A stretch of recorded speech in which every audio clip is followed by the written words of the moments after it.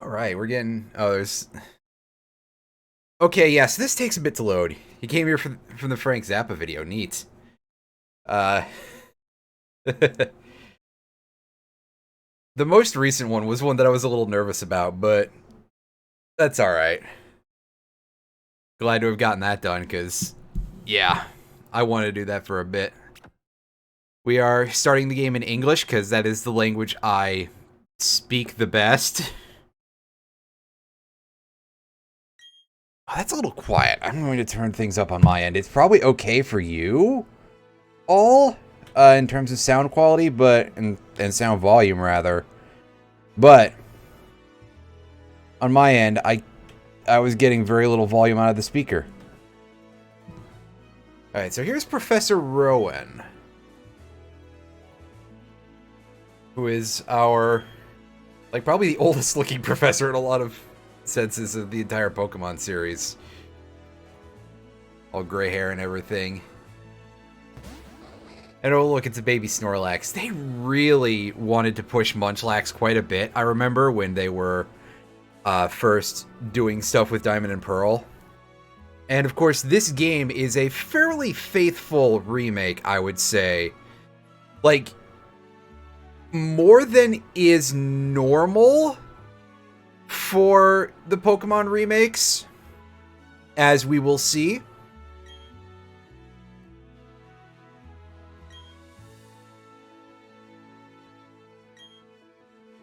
But, I guess a large part of that depends on how well one does or does not remember these particular games. We're going to go with our very default-looking Dawn.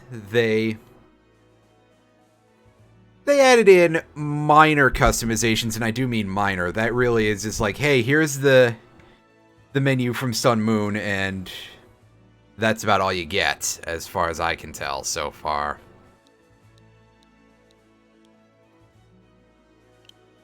And we're just putting in Moon for a name here. Nice and simple.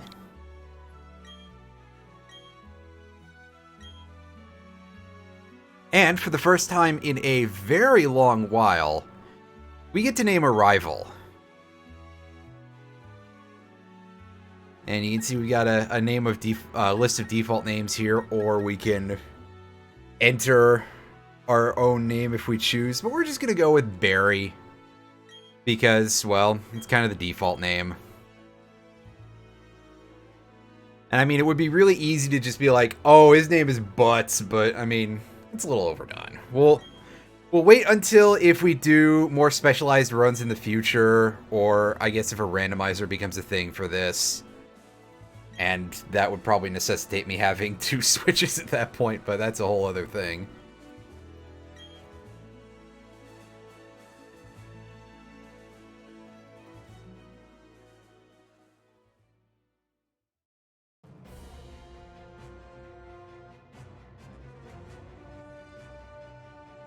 Rumored red Gyarados, huh? Oh, that's a thing in Johto. That makes me wonder, like, if this is just a big holdover from the original Diamond and Pearl, or if they are going to be possibly remaking Gold and Silver once again before Generation 8 is over. Possibly Let's Go themed remakes. Oh yeah, so here's one thing that's obviously a little different is the fact that you have a Nintendo Switch hanging out in your room instead of a...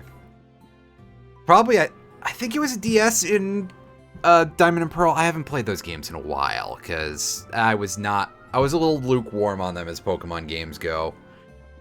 I see our kid doesn't quite have the OLED model yet, I don't think. But I could be wrong about that.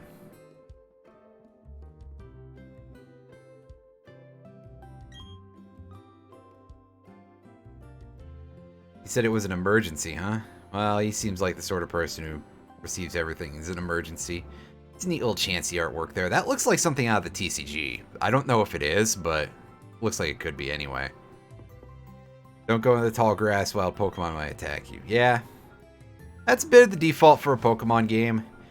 And yes, the Overworld art style, a lot of people have commented on this before that it's a little unusual. I don't particularly mind it, although it does have a few issues. For example, a sequence like this has just no impact. Like, there used to be like screen shaking and stuff in Diamond and Pearl when Barry would run into us, and in this game, not so much. And the most unusual thing about the, like, sort of Playmobil figurine-looking Overworld folks is that it switches between that and a more normally proportioned art style when you enter battle, which perhaps you would expect, and it makes sense relative to the older games, but in this you really start to notice how weird it is. Also, yeah, there's a little bit of blurring and fuzz around the edge of the screen. And that I'm not particularly fond of.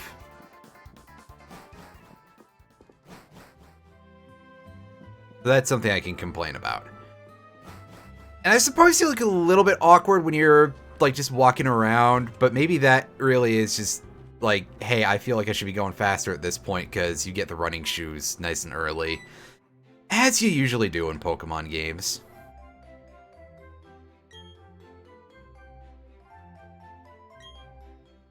Ah, yes, the old, the History Channel special, right?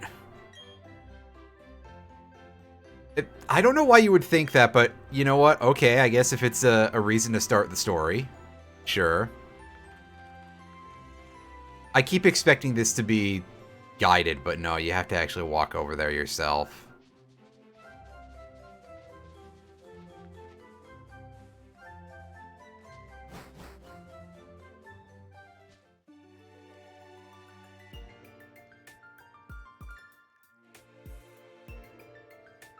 And there's our boy trainer.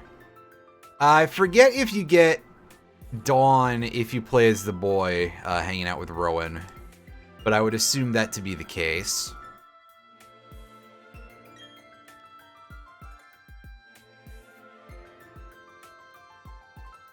Gone for 4 years now.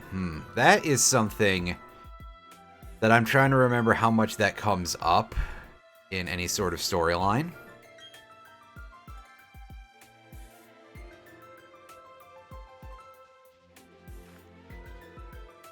Everybody just gets out of the way.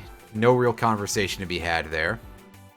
Nobody notices the big honkin' briefcase they left behind except for Barry in a second.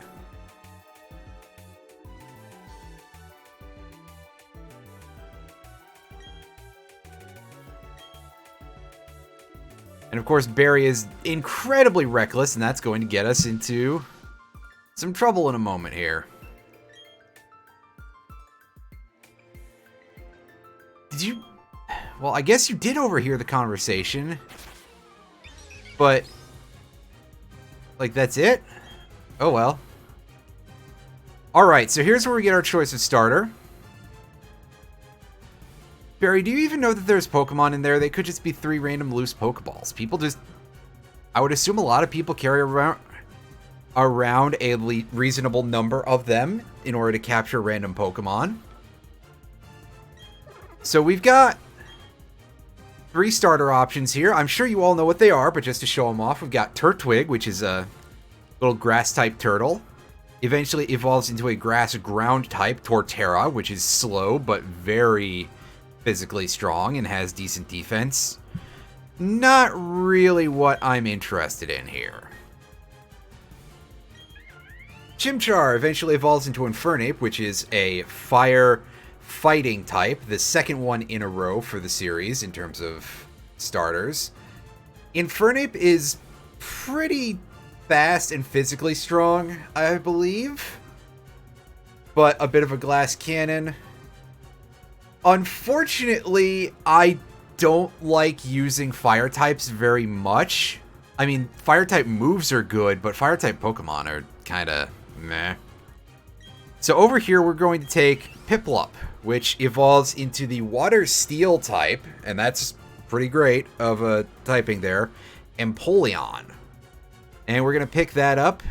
Piplup is a pretty well-rounded Pokemon. Usually the water type is fairly well-rounded, and having a water type at all is just a good thing to carry with you, especially in these older games. Although, I have found out that the HM matter has been cleaned up quite a bit for this game. There was some very early concerns that they were, because they brought back how HM moves operate in a lot of ways for this one, but it's a little different here. Instead of being like infinite use HMs, they are demoted to TMs, and you get a device that lets you use HMs without having to teach your Pokemon any HM moves.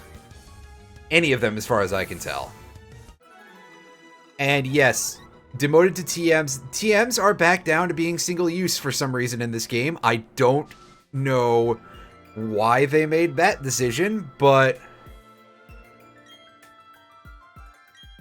you know what? All right, I guess.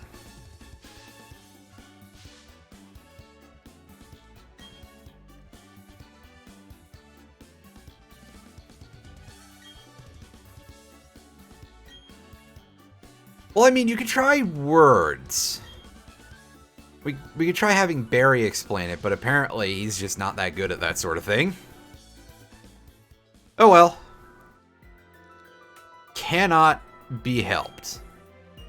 Yeah, we should probably get out of this tiny little 4 tiles of grass before we get attacked again, which you weren't concerned about a few seconds ago until it happened to you.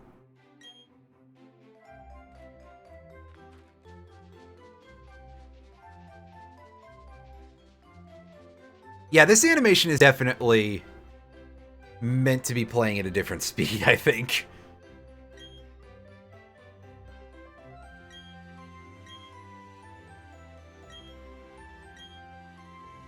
And Rowan is currently analyzing strategies for how to beat both of us, clearly.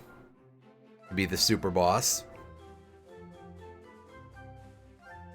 Although, I mean, super bosses in Pokemon are not so much of a thing as a general rule, because there are very few instances where the player cannot access everything that the computer has. Like, I think the only other case of that so far in the series, where the computer is using something that you can't, is Eternamax Eternatus.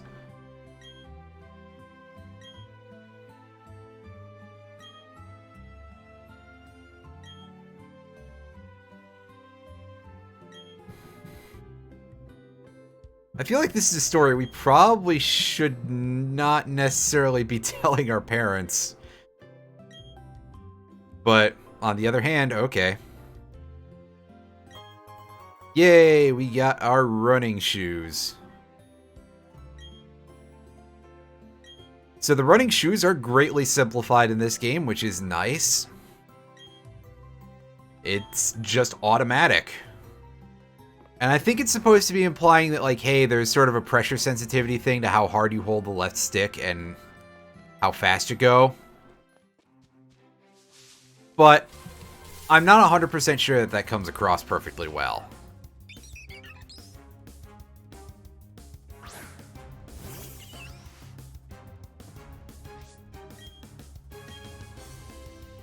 Music seems alright in terms of how they've brought this back, but I do miss the drum sound that was in the original music in on the DS. That had like sort of this almost tin can kind of sound to it, just sort of this thudding. I don't know how to describe it other than, well, it sounds a little bit metallic.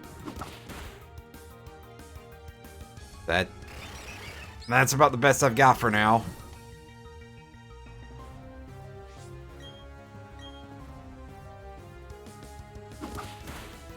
And, I mean, I used to hate it for a while, but I got used to it after a while, and it's pretty alright. Meanwhile, this does kind of sound like, well, like a lot of game remasters do nowadays. Kind of looks it, too, I guess, in a lot of ways, but, that's just the way game making is nowadays, I suppose, when it comes to stuff like that. Oh, that was a weird, like, just switch between the shadows. I can't, could not easily replicate it. And yeah, there's no trainers on this route, but for some reason my brain's like, yeah, there are, because Sinnoh is laid out in a way that is very different from a lot of other regions, in that it kind of, like, curls on itself quite a bit. You can see we're basically, you know, we pretty much already went this way when we went to Verity Lakefront, and now we're going back across Route 201 the other way. It's a very unusual region layout, which led to me being a little lost earlier when I was playing Shining Pearl, which I am doing on my own time, for reasons of setting up that stuff for offline recordings and for getting Pokemon for other people, because, you know what, why not? I enjoy these games. I enjoy Pokemon. It's a fun series. It's probably the games I play the most. Maybe.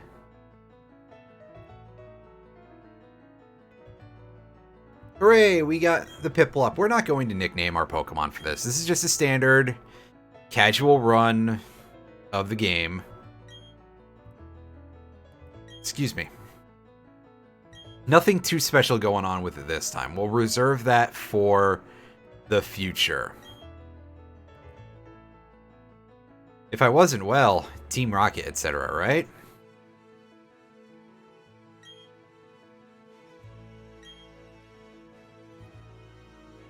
Like to know what Pokemon live in the Sinnoh region. Well, if you purchase the player's guide, actually I don't know how useful those are and a lot of that stuff, especially because nowadays, like, they have separate big Pokedex books in addition to the usual guidebooks, which, actually, come to think of it, I don't know if they even make those anymore.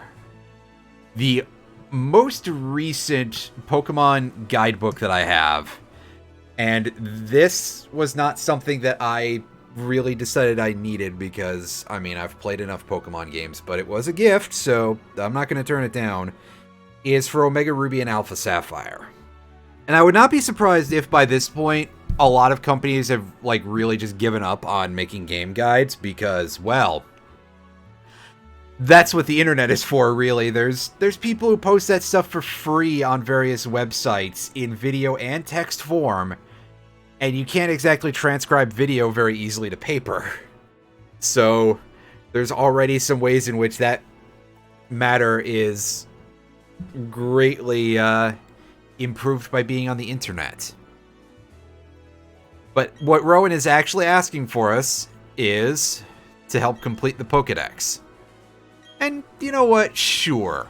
We're probably not going to complete the Pokedex in this run because, you know, this is just a casual run, but on the other hand, I don't think he'll let us pass if we tell him no. And, I mean, looking at these Pokedex entries can always, you know, often still be pretty fun to see some of the unusual claims they make for some of these Pokemon. Things that break the laws of physics, or just saying that a Geodude looks like a regular rock, which, I mean, it has arms and a face. I don't know what rocks you're looking at, folks, but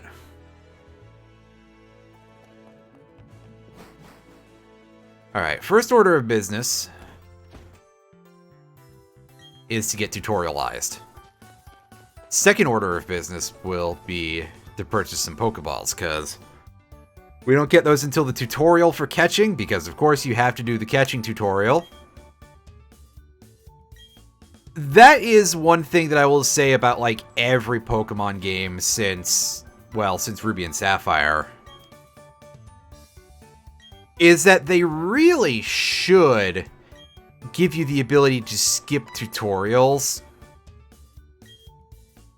Just be like, hey, you already have played one of these games before, right? So you don't need to. Plus, they give you a guidebook and every. Did we pick that up yet? No, I think we get that later. Yeah, our bag is empty right now, so. However, there is a key item called a guidebook, and surely that explains it, right? I haven't personally looked in it because I've played these games a lot. I don't necessarily need the help, but we'll take a look at it in here anyway. But first, we're going to grab 10 Pokeballs. And, as has become the norm since Ruby and Sapphire, if you buy 10 Pokeballs, you get a Premier Ball as an extra. Which is nice. Premier Balls are basically just the same as regular Pokeballs, but they're free, so hard to complain about that. Let's see if we can't catch ourselves a Pokemon real quick. Just to show up Lucas a little bit. And it's a Badoof. Badoof kind of gets, laughed at a lot because it's really goofy looking. And it is basically our equivalent of Rattata or Sentret or Zigzagoon. But Badoof is a pretty alright Pokemon, all told. In the original games, it was mostly used for its ability to carry what I believe was 6 out of 8 HMs. So you could put that to use, but it's not completely unacceptable either. I mean, it's also part water oh, right. We've got one of those already. So we may not be raising a Badoof. On the other hand, you know what? Why not have one in the party? Between that and all the cold areas, this must be the Canada region of Pokemon. No, I'm kidding. It's the Hokkaido region of Japan, I believe, is where Sinnoh is based off of. I think I've said that before, and I may have gotten it wrong previously, so if I'm not correct, well, then you can feel free to correct me if you wish. I'm not going to be upset. This is a case where it's like, oh, I don't 100% remember. So, why not? And there we go. There's our guidebook. We'll take a look at it in a moment.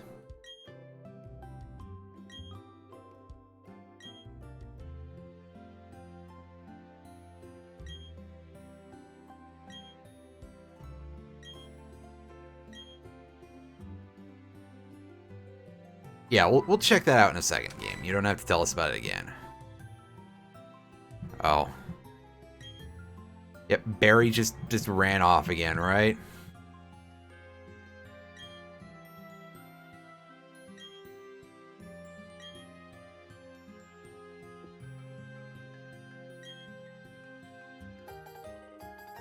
You got a parcel.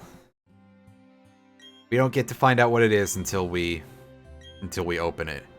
Jubilife City. That is the only real place we can go, so. Alright. Hat. Hidden across the screen transition. Complete with an item get chime. I like that. It's that important to us. So real quick, let's take a look and see if that guidebook does tell us anything about capturing Pokemon. Well, not yet. Maybe later. Because it looks like that evolves as we go. I obviously have not looked at that before, because, well, like I said, I've played this game before. I don't think a Pokemon game is very likely to throw anything that will shake stuff up too much for us.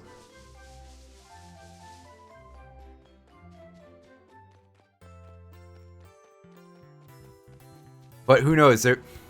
There could be a change around the 8th gym or something. Who knows? We'll find out as we go. Do I know how to catch a Pokemon? Yes, I do, but you're not going to listen to that.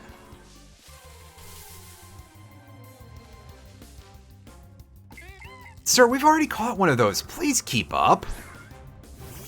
We have a Badoof already, but I guess we get to see how to catch another Badoof. This is how you do it if you're using Chimchar.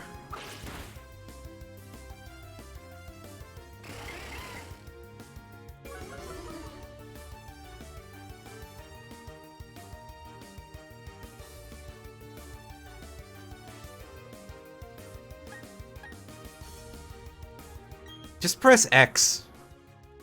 Unfortunately, we're not in control here, so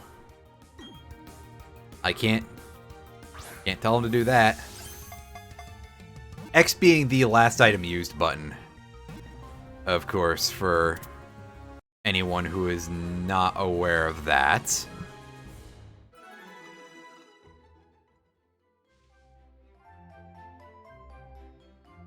Which is a very real potentiality. Then again, I think that's been a thing since, what, Gen 6? So, not a super unusual feature. And yeah, Lucas says they probably should have lowered the Badoof's HP more. He was in a good position to do that because it just used Growl.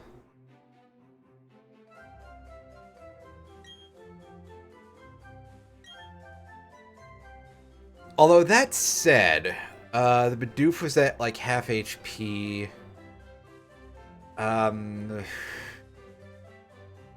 If I'm doing my math right, you know, really would have had a good 2/3 chance or so to catch it. At least. But I don't remember all the catch formulas and stuff off the top of my head that well. So, you know, don't take that as absolute truth or anything. Maybe I should, like, actually learn some of that on a basic level. I play these games enough that, yeah. Yeah. And we've got another one of these. It's even a level 2. Come on. I want more experience in this, but we'll take the fight anyway, because why not? Yeah, see, this would be a really easy catch if for some reason we needed 2 Badoofs. Which, I don't think that's going to be a thing unless we do an all Badoof run. That's it. I think that's what I'm going to have to do at some point, is just be like, hey, yeah, I'm going to catch a party of 6 Badoofs and we're going to make this work somehow.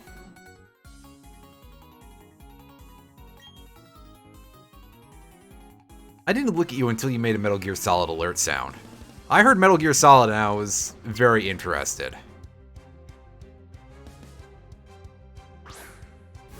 But see, this kid's got the better early Pokemon here in Starly.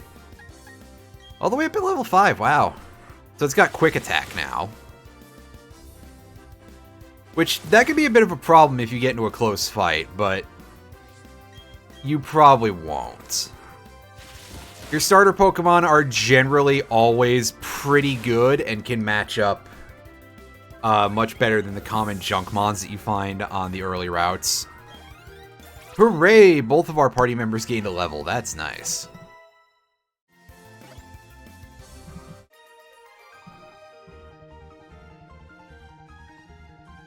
And we get a little bit of pocket change for our efforts here. I need to read the signs.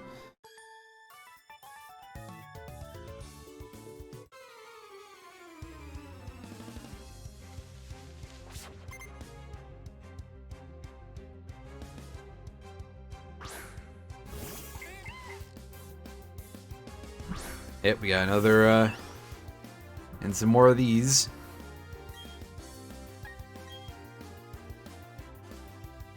They're not water type yet, so we can hit them with Water Gun and it's perfectly fine. Although I think she's got 2 level 3 Badoofs. That's,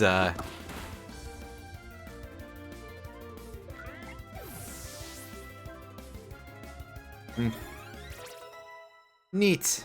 Another level for Badoof. I'm not gonna switch.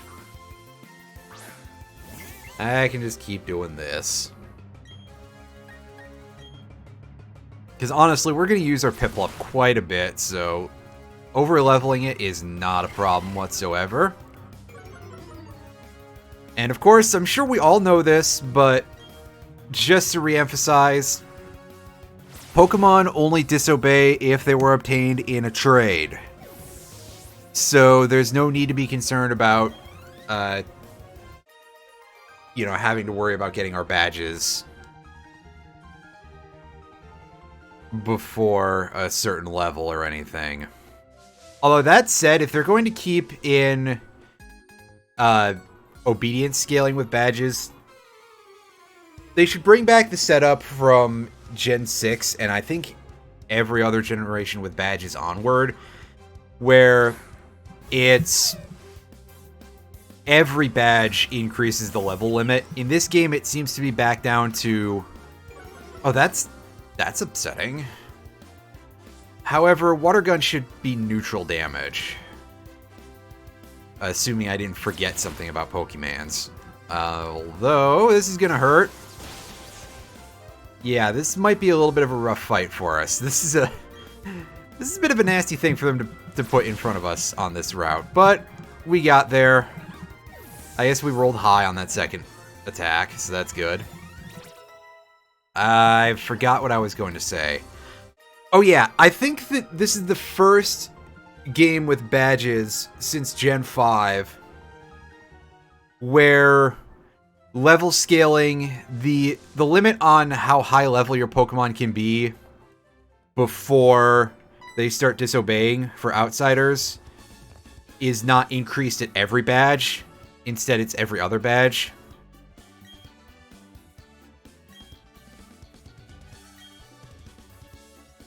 I mean, we've really only just started out, and...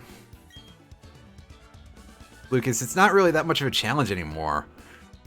EXP share is now using the format from Gen 6 forward. Although using the Sword and Shield method where you cannot switch it on and off.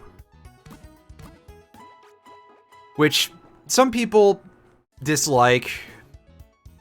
I don't think it's that big of an issue, but I understand if you'd rather have that off for more of a challenge. Or just to pad out the effort of getting everything together. Because otherwise you do kind of end up super high level way too easily.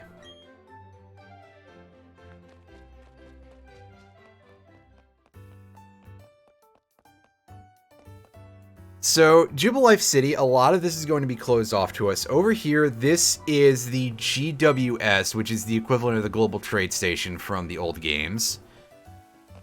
And it is not ready for us to use yet. I don't know when that unlocks just yet. It might be, like, real-world time-gated, too.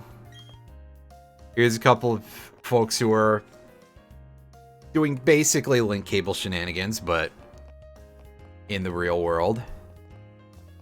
Again, the various consoles that you can play these games on are canon in these games for some reason. And the existence of the Pokemon video games appears to be canon as well, which really makes me wonder what's going on in those games in world. So we can't really do a whole lot until we go into the trainer school. And this... we don't have to go through a full tutorial. We basically just have to give Barry the package in order to get our town map.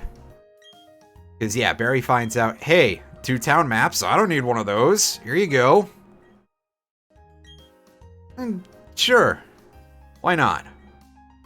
That might actually be useful, again, because, as I've said before, Sinnoh is laid out a little unusually. There's also these 2 trainers that we can battle over here. And these might not be super easy fights, because... well, we're going to see in a second. This kid's got an Abra, and... you're probably looking at that like, oh, well, whatever, it's just Abra. Abra's only going to be able to use Teleport. No, Abra can use TMs, and this one picked up Charge Beam. And that's not great.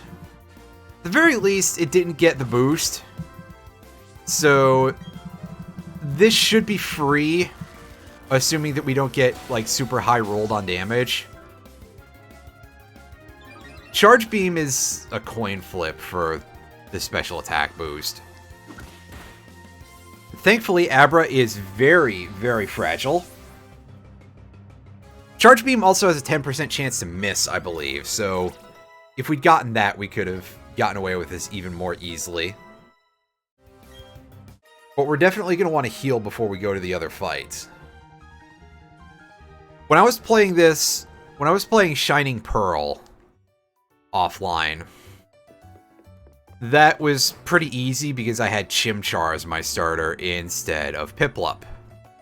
Because I figured, hey, why not? Let's do something a little different. They gave Chimchar Power-Up Punch at a fairly early level, like 12 or something. Which honestly just makes Chimchar even more easy mode. Like, wow. Whew, thanks, guys. That is more than one could possibly need.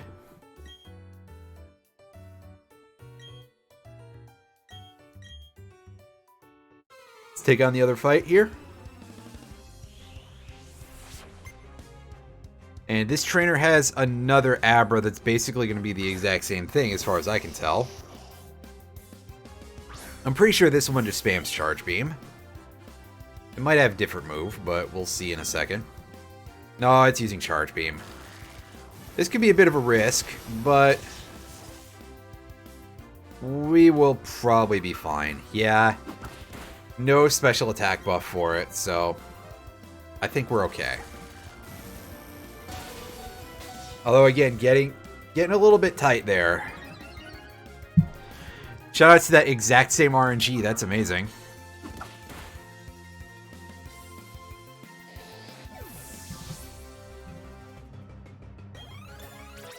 Level 9.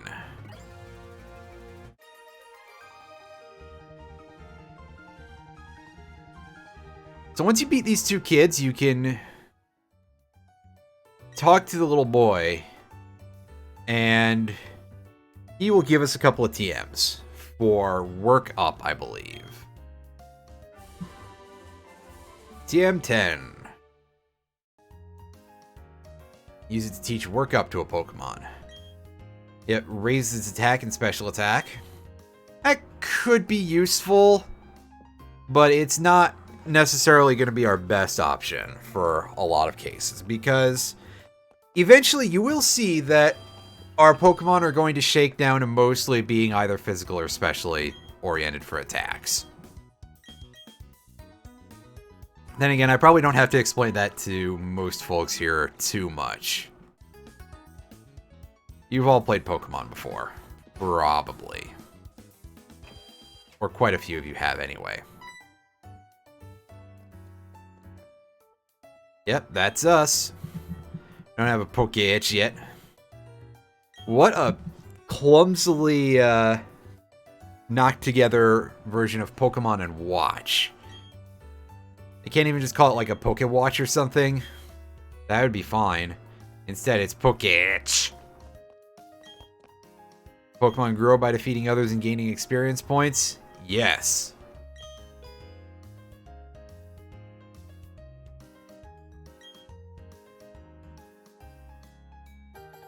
Yeah, so we just have to go answer these three clowns' very, very easy questions.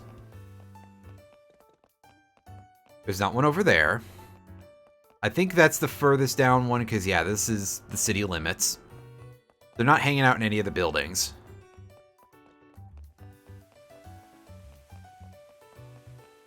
There's one just hanging out in front of the Pokewatch company. Yep, moves have types as well. And hey, they're even teaching you about same type attack bonus, which is pretty nice. I know about much more powerful, but 50% bonus power is pretty good.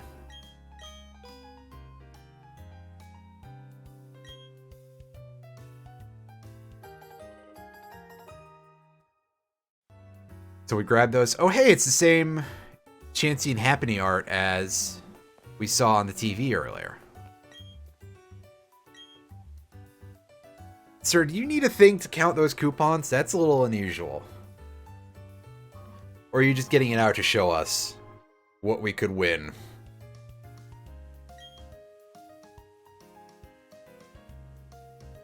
So this is a thing that I'm glad to see this return. This was originally a thing that was in the DS version that was more controlled by the touchscreen. But here, we can do it with the sticks, which is great. I don't have to pull my Switch out of the dock to use it or anything. Although, I mean, they really should probably tell us that it can be controlled by the left stick, too. So, we got a couple of applications with this to start with. We've got a clock. That's right, it is currently 1:45 over here in this neck of the woods. Next, we've got a calculator. We can enter some very, very simple math. In fact, I haven't really seen how this looks. To say if these numbers are of... it does decent decimals. Alright. And here we've got a step counter. We can hit this button to reset. Yeah. Does that always start with? No, we've got a very basic party information checker. Oh, we can click on our Pokemon to hear their cries. And we can hold R to dismiss it. Nice and simple. So with all that out of the way, let's go over to the left here because there's not... We don't have a whole lot of options in places to go, even though this place is laid out as a sort of a plus shape in terms of exits. But let's go over here and get ourselves a free old rod. It's traditional. If you can explain it. Okay, yeah, I just have had, like, no luck getting anything to bite on the old rod, which is kind of surprising, because there should probably at least be, like, 1 million Magikarp out in the world. There's nothing we can do over here. There's not even any grass or items to pick up for us, so back we go.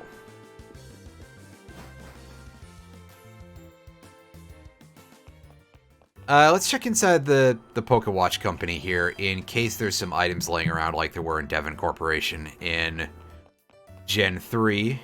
I do not remember. Does this vending machine offer us any drinks? No, it's just a decorative vending machine. That's okay. Using the vending machines to grab drinks is probably a pain in the butt anyway.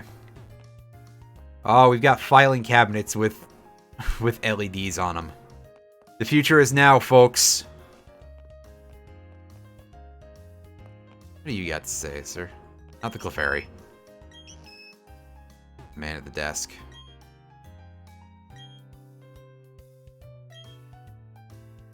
Well, it's funny because the phrase pocket monsters wasn't really used in English, and that's what Pokemon is supposed to be short for. Oh, I thought you had more dialogue. Whoops.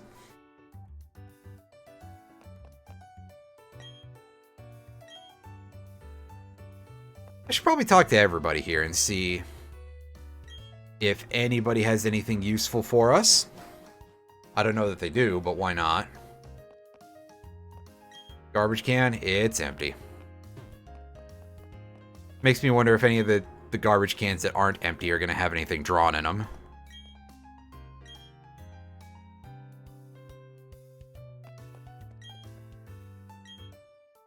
Two models, huh?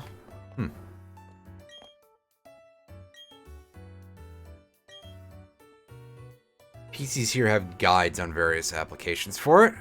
And we can take a look at that in a second and see if it'll tell us some useful things here. Okay, so that just wants to tell us about the digital watch, but I mean, we know what that does. The pedometer, yeah, that's step counter.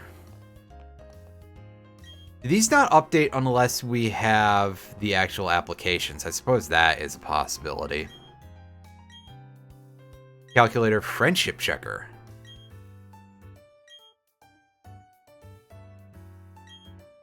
Okay, so we don't have that one yet, but that's pretty useful because friendship is not a small mechanic in these games, really. That is used for quite a few things. I don't know when or where we gain access to the return TM, assuming that's in the game. But that's a big use for it. Ready after we earn a gym badge. Oh, very subtle, sir.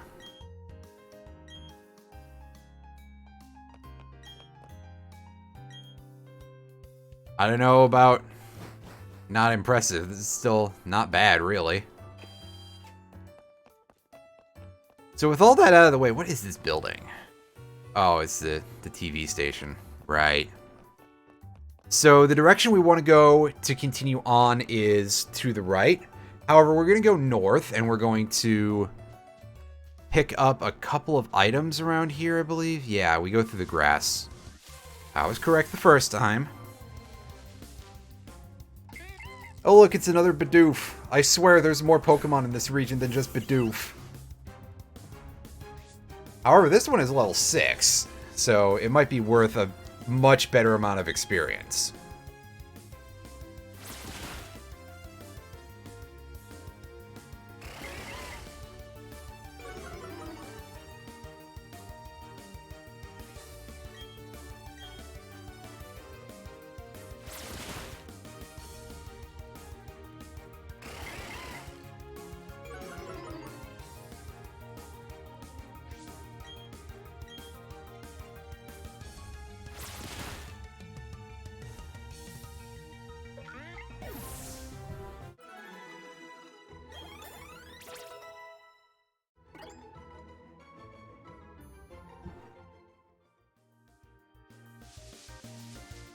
We gained levels out of it, so that's neat.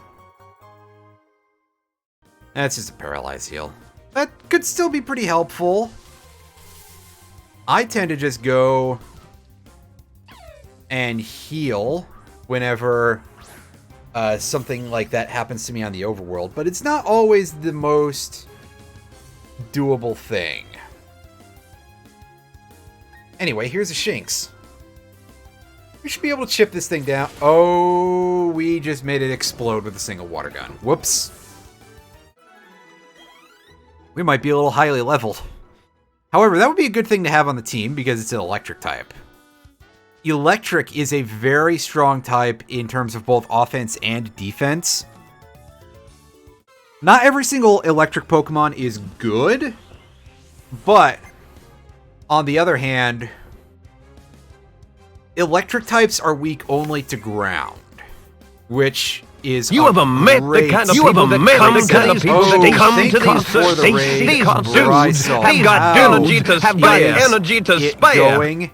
How did the rest of Mario Superstars Baseball, if I have the name of that one correct, go? Did you get anyone else start up? So old Bryself is going for, what's it, getting everybody to Superstar, right? Toad and Wario were the last two. Well, I mean, still, you got Toad there. That's pretty great, because Toad had to do real good with body checks, which is a bit of an issue, because Toad is, well, Toad is very small. So body checking with Toad is not necessarily the most advisable thing most of the time. Alright. It sounds like you're making pretty good progress with that. Did an exhibition game. Yeah, did you, Hammer Bro hit 6. Oh, damn. Nice. 61-0. That is very good. Let's see if we can't get you to that 99 eventually. Oh, hey, look, this kid's got a Magikarp. Again, as is tradition. It's not quite 6 Magikarp dude, but I'm pretty sure there's a 6 Magikarp guy in this region. I also think for some reason in one of the older versions of... It might have been Platinum I think you can rematch certain trainers in some of the Sinnoh games, and the 6 Magikarp guy was one of them, and he upgrades to 6 Gyarados. Could be wrong about that. Do not take me at my word on that one, because I don't know. It just sounds like a thing that would happen. That sounds like something I would do, actually. Although, 6 Gyarados is not as bad as it sounds. As long as you have a decently fast electric type, they just explode from pretty much any electric move. You can even use Electrode for that purpose, and Electrode is weak as shit when it comes to doing anything other than going fast. So,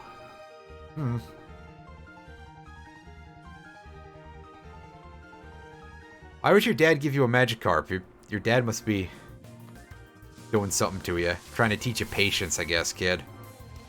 Here we go. Here's a Starly. Starly is kind of considered to be, I think, still basically the best of the regional early birds, with maybe Fletchling getting a little bit of that level of love. Although they nerfed the hell out of Gale Wings, so Talonflame is not quite considered to be quite as gross as it used to be. It can only do 1 priority Brave Bird per fight. However, Staraptor can still absolutely tear people in half. Let's go ahead and catch our Starly here. We'll use this for sure. Badoof, not so much. But Starly, absolutely. And hey, it's coming in at level 6, which is a decent place for us to start off. See, our Badoof is level 7, and that's been with us for a while, so level 6 is pretty good.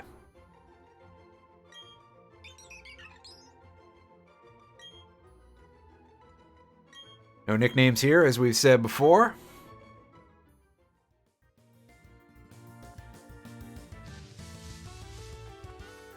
I'm not going to go back and heal just yet, because we're probably just going to keep sitting on Piplup for a little bit.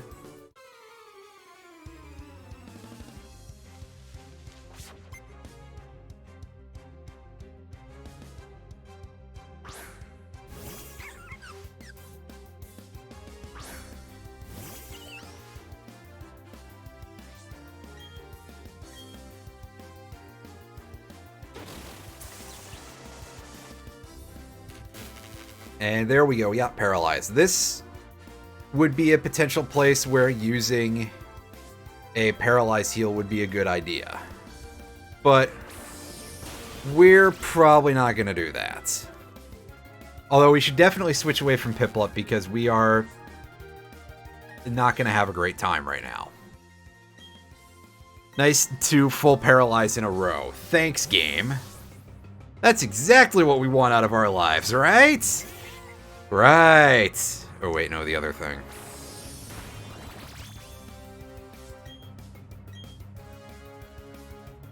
Worry Seed. That changes our ability, I think. Yeah, that removes Unaware and replaces it with Insomnia.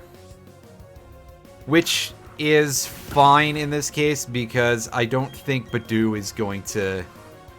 Well, it's got growth. It doesn't have any sort of defense-raising things, though, which would be the bigger concern with Unaware.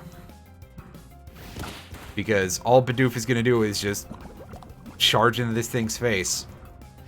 Oh, hey, we got poisoned. All the status effects are coming out today, I guess. Yeesh.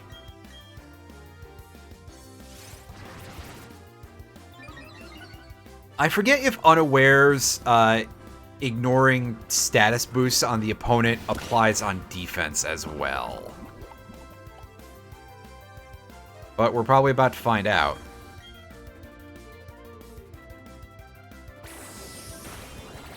That's only 6 damage. That's not really that big of a concern.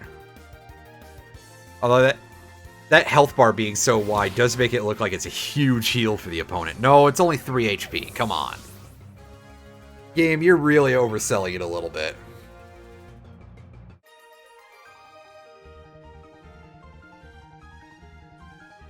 Hooray! We won a fairly easy trainer battle.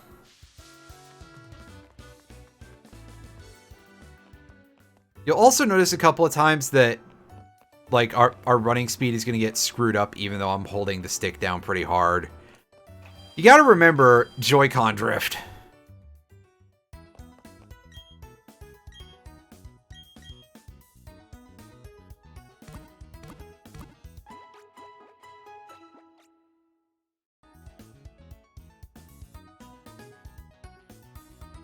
I just noticed a splotch on the side of my monitor there. Not on the screen itself, just on the outer frame of it. It's looking slightly roughed up. It's almost like it's 7 years old or something. It probably has been bonked into a couple of things here and there. So let's take another quick poke into this route here, real quick. And I guess I can show off briefly that Ravaged Path is a place that has an antidote, but otherwise, look at how walled in it is with these rocks. And I guess we're gonna get into a quick fight here. Oh look, it's Zubat. Nobody's favorite. That said, I think Crobat's pretty good, so if we can catch this, that'll be great. If not, there are easier places to capture Zubats. Including the next place that we're going. But it seems like we came out of that pretty much fine.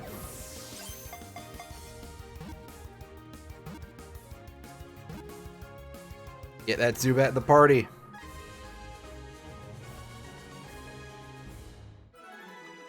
Hooray! Gained a level for Starly.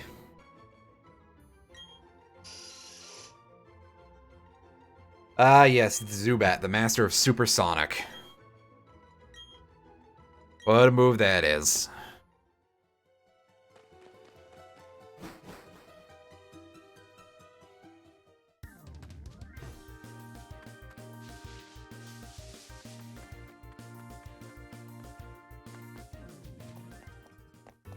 Yeah, and unfortunately, using the D-pad just has you walking around normally. You have to use the stick in order to use the running shoes. Oh well. It is what it is.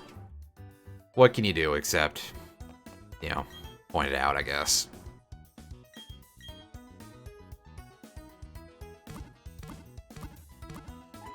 And there we go. Much more respectable looking party size, although the type overlap is becoming a little bit noticeable, and even with us not having a bunch of just random things from the first route. I am going to go back out here and attempt to get another Shinx, if we can get that to show up.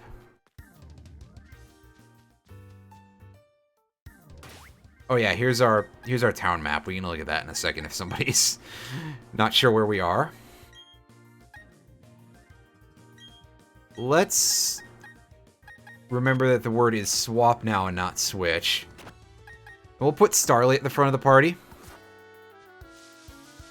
Just to have something a little different. Zubat is not really essential to like be at the front to gain front of party experience at this point, because if we want to make the most of Zubat, we want its happiness to be maxed out. And sure, it would gain more of that from just being in battle, but also it gains that just by walking around. So it's not a huge deal for us to have Zubat at the back of the party until it evolves to Golbat, which is level 24, I want to say. It might be a little higher than that because, again, it has been a while since I've gotten a Crobat like the regular way. Because I haven't played a Pokemon game where I've really had access to it in a bit of a while. The last few Pokemon games I played were randomizers of the first generation, and of course Sword and Shield, which didn't have the Zubat family until the second DLC. Because some reason.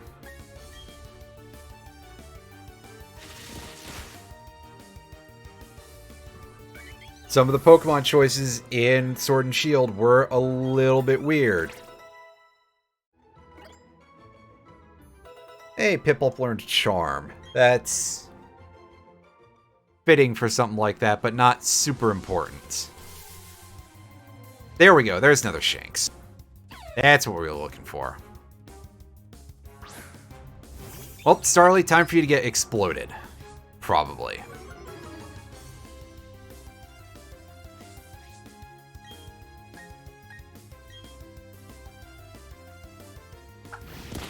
Ooh, nice. That was probably about as good as a critical hit could have been.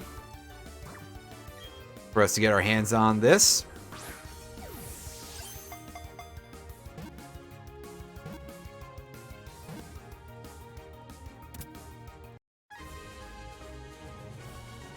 Yay!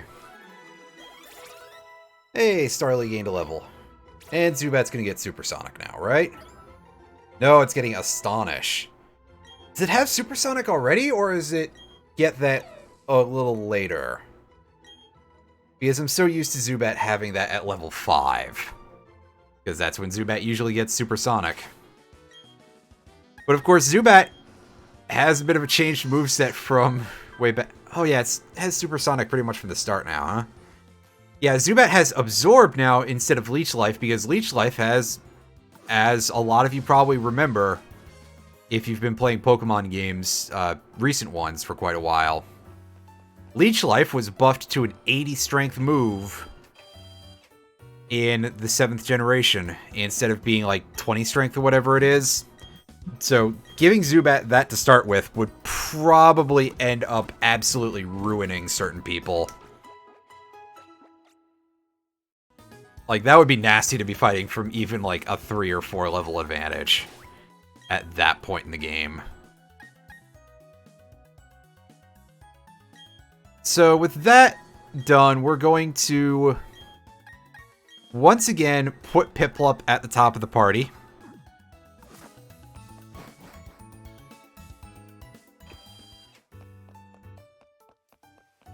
And now we go out this way.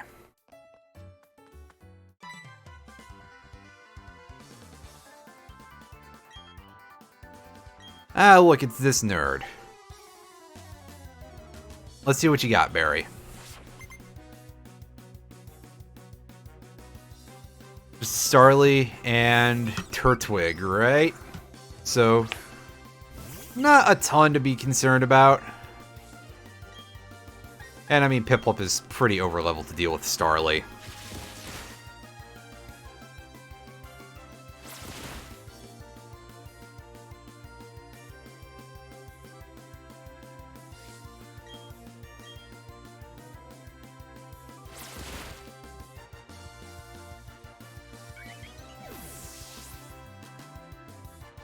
Yeah. Gain some levels for just about everybody. And this is where we switch, because even with our probable, like, 2 to 3 level advantage, I don't think we're going to have a great time dealing with Turtwig if we're Piplup. So instead, we'll send in Starly, who should probably have the best time with Turtwig. Even without access to Wing Attack yet, which we gain in, like, a level or 2. This should be fine. Because right now... Ouch! Right now, all Turtwig can really do is hit us with Tackle in terms of damage. It has an attack called Leafage right now, which is a physical Grass-type move, but that's not going to do much damage to Starly, which is a Flying type. Alternatively, we can just knock its attack down pretty hard. And it can use Withdraw in response, which... we don't have a great way to deal with that too much, but... Let's try doing this. Down by 3 levels. Unfortunately, his defense is up 2, so that's not going to be super great. We might hit a point where Water Gun is actually our best option.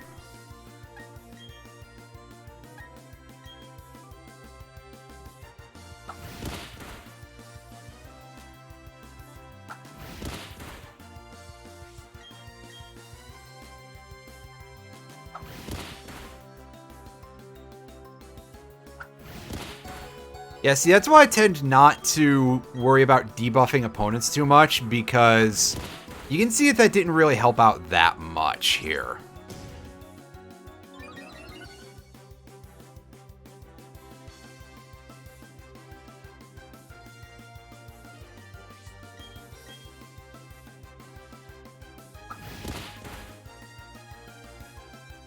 Okay, now he's just going to spam withdraw. Alright, buddy. What are you at? +4 defense out of 6 boosts? That's a not insignificant increase to defense, but we're still dealing fairly decent amounts of the HP meter there. So, alright, I guess. We'll send in Badoof. That should be able to clean things up here.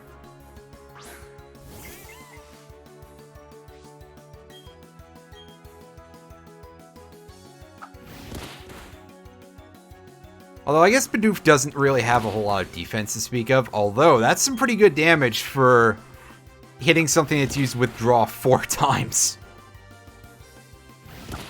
Not bad at all. And that crit at the end, that was totally unnecessary. Oh yeah. Oh yeah. Level for Zubat, level for Shinx. Nice.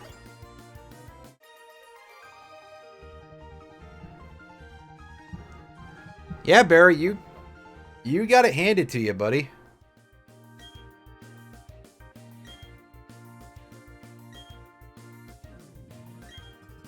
Uh-huh, sure, just keep running around, buddy. The world's toughest scrub, yep. Have fun with that.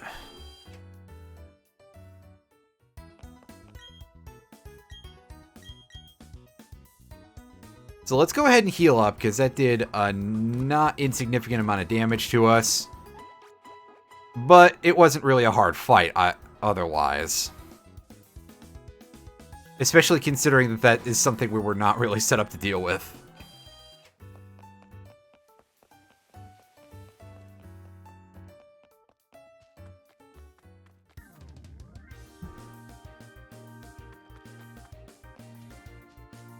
And I'm still looking over here at Brian. 61-0 new PB in Mario Superstars Baseball exhibition game. What a score. Although I guess note to self to fix that chat overlay font size. I wonder if I can like do that right now and if it'll fix in the middle of the stream, or if it'll just erase the chat. You know what? I should be able to actually edit it while I'm on the fly here. And before it's like, yeah, no, we're not going to actually allow you to do that. That would be quite upsetting if so. Next settings. Oh yeah, size 10. What the f... how about 24? Probably be better. Of course, I have to actually hit save for it to save, so...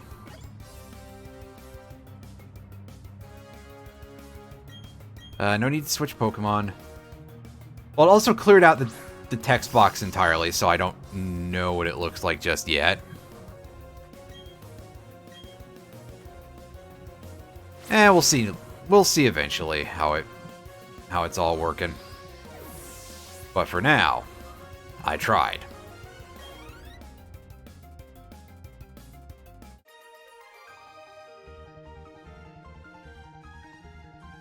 Oh no, Badoof and a Zubat. You'll be fine, buddy. It's just a Badoof and a Zubat. There's a bunch of those out there. You're gonna get whacked around a bit, it happens. Eventually you can get Crobat, though. And that's pretty good.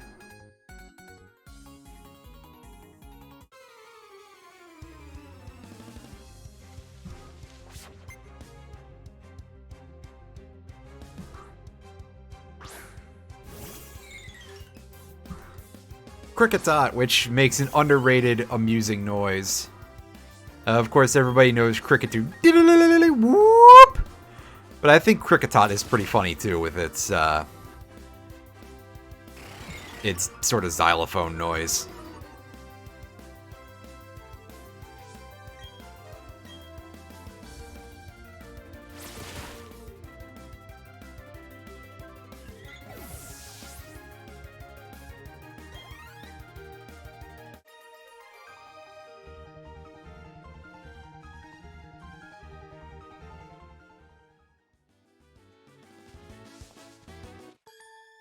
Take on all these trainers and start getting ourselves a little bit more EXP for everybody. Although I'm pretty sure Piplup is going to be able to solo the upcoming gym.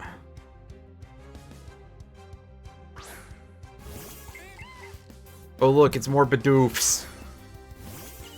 Like we haven't seen a million of these things, right? And level 4, come on. I said I wanted experience, not...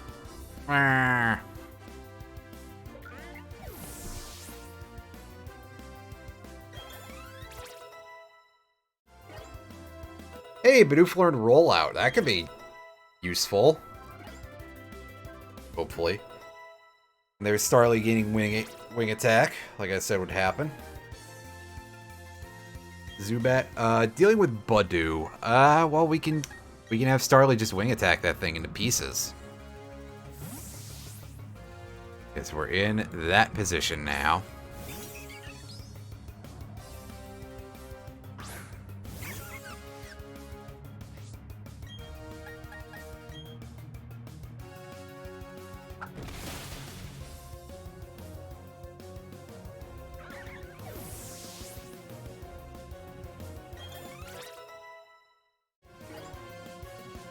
Ooh, Shinx learned Charge. That is not a move I've ever really put to much use. So, we're probably going to continue that tradition with this playthrough.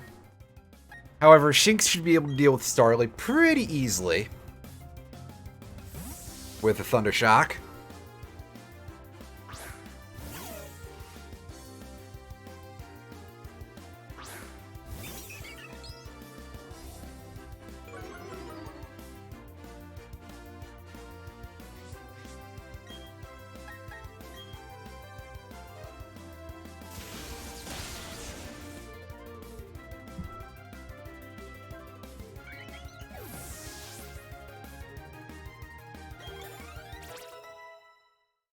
Yay, a level for Piplup.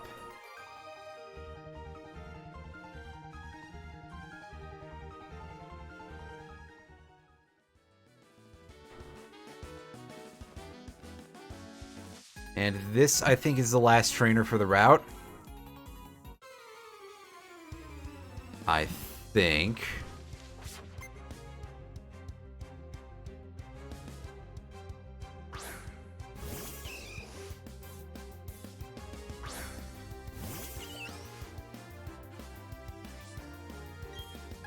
He's got a Machop. This is not necessarily our ideal thing to fight the Machop with, but we'll do pretty good against it, because Machop is not exactly a bastion of defense, special or otherwise.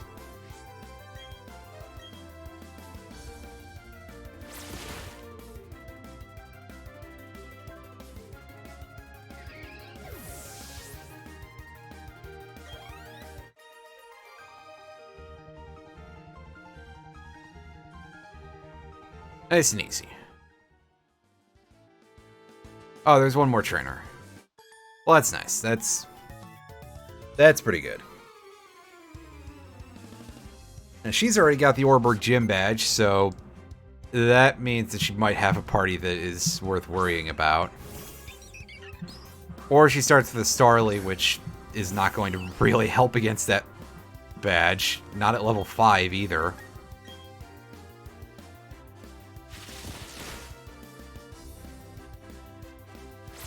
Oh right, they're NPC trainers. They just say things. They may not necessarily be true.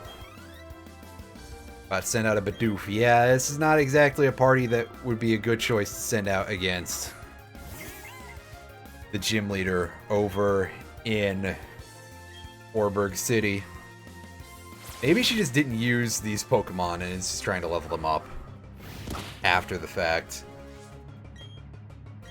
Just switching in a whole new party, because why not?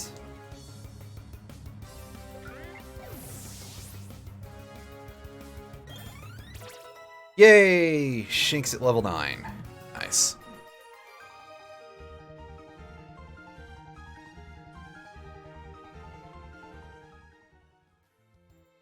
And there's an item over this way, I believe.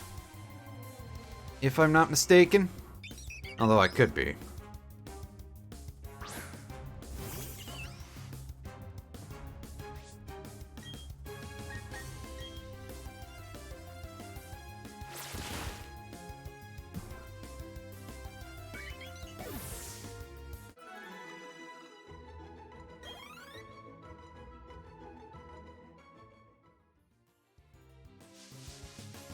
Yep, there we go. It's just a repel, but hey, why not pick it up? If nothing else, eventually we can sell it when we decide that having more healing items or something would be prudent. Then again, if the game is just going to keep throwing this stuff at us, that may never show up as a... That may never be a time that actually exists.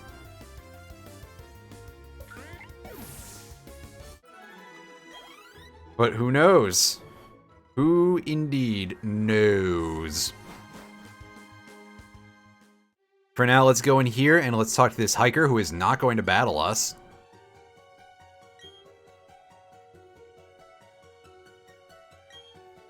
Yep.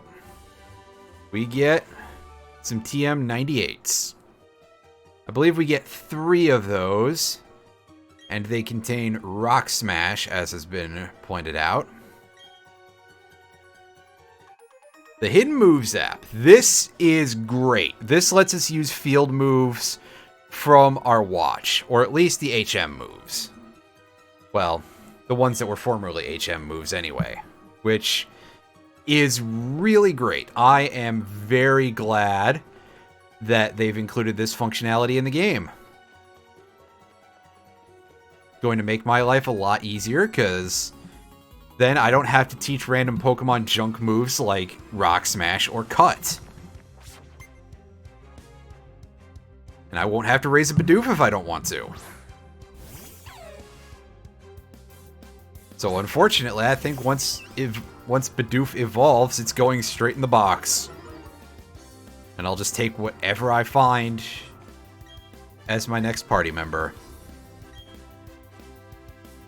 Shinx is a bit of a risky fight to be taking, or it can just not use Thundershock. Which, it's level 7, I'm pretty sure this thing has Thundershock now.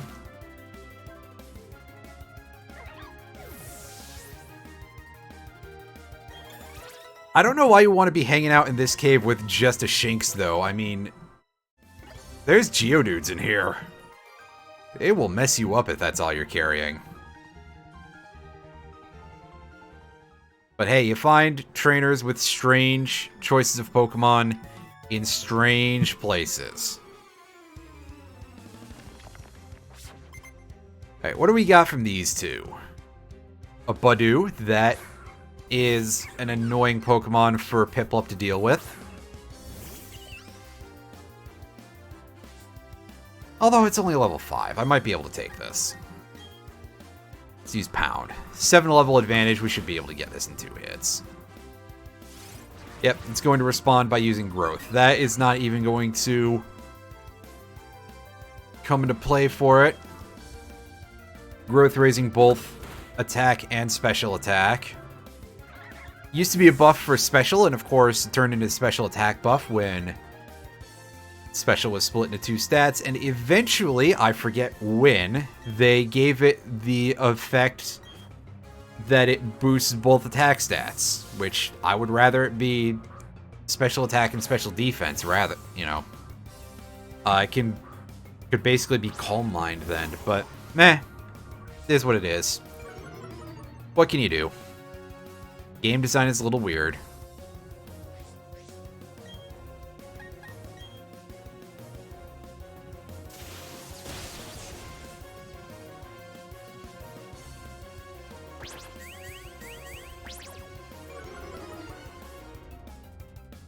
And yeah, this Psyduck has nothing special going on. It's a Psyduck. Psyduck, for some reason, I always forget that Psyduck and Golduck are not water psychic types. And yet, you know, clearly it's named like, hey, it should be. It's just not. Oh well. They just like to be confusing, I guess.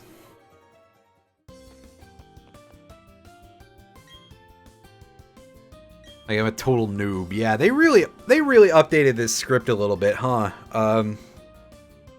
The other guy saying, FYI, there was someone else earlier who used something that was a little bit more, a little bit slangy. Everybody has a much more conversational air.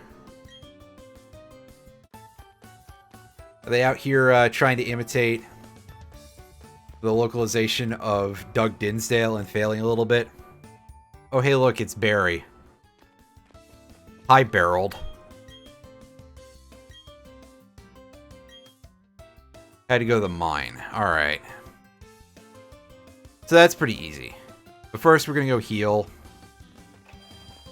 Before we go into a coal mine. Yes, Orberg is a coal mining town.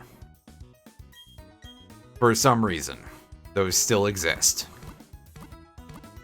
Not to get too political on Maine here, but, I mean, come on.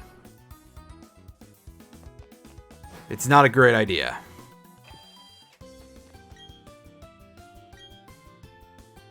Ah, yes, and we're not going to be able to see it because of this camera angle.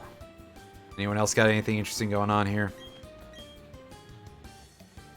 Digging for coal under the sea, huh? So, not only do you guys have to worry about black lung, but you're underwater.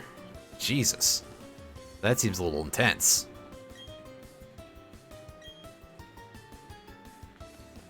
Someone around here gives us an item, which is one of the other reasons why I'm, you know, talking to all these NPCs.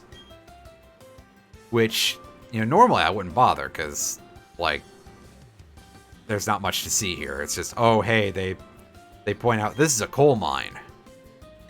But this dude gives us a super potion, so not going to complain about that. Also, these funny-looking things are vents that exchange air from the underground, i.e. the underground region, which we haven't unlocked just yet. It seems like a strange thing, but I guess you got to get oxygen circulating somehow, yeah. Ah, here we go. A Geodude.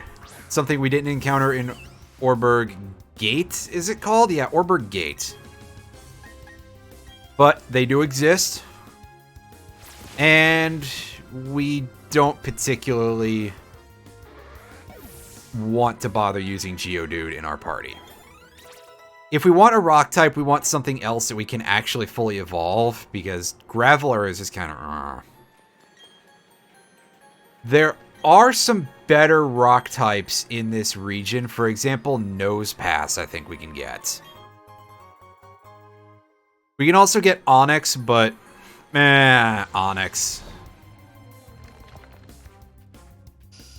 Onyx really mostly just exists to be there to seem a little bit challenging in Brock's gym, and then you find out, oh, Onyx is a total pushover because the only thing it has is defense and speed.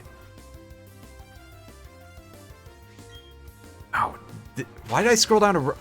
It's probably because it's probably because of JoyCon Drift. Good old JoyCon Drift. Hello there, by the way, Irene. If a Geodude has Sturdy, we'll catch it, just because, at that point, why not?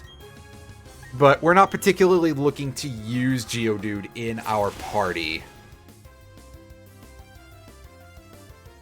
Because, yeah, like I said, Graveler is just kind of mediocre. Speaking of Onyx, if this game retains a lot of the encounter charts from the original Diamond and Pearl, later on, I believe we can catch Wild Steelix, which is a bit of a rarity in Pokemon games. But it was a thing in a couple of them, including this and Black 2, White 2.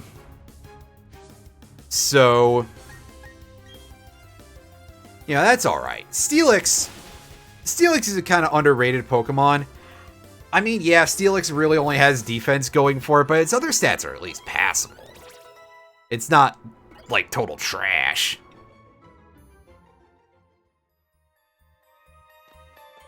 Oh, they will do that from time to time, won't they? There are a couple of trainers in this back room that we can talk to. Also a bunch of Machops hanging out around here. None of them evolving just yet. They haven't hit level 28. So we'll grab a couple of battles, because, hey, why not take the free EXP?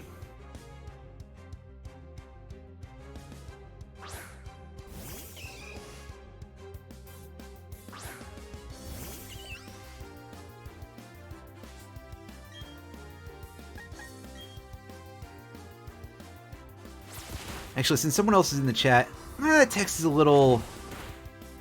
I gotta do something with the look of that. But the font size is probably okay.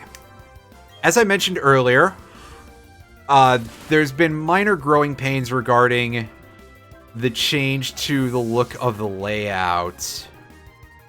Because I dumped Streamlabs for everything earlier this week.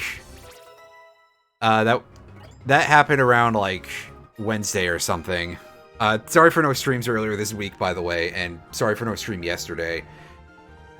There was a little bit of jank related to, I had to get the update for this, and it took so long for some reason, because I guess the servers were probably gunked from everybody starting out, that it took a couple hours, and the stream got delayed so badly that I was just like, I'll do it on Saturday afternoon.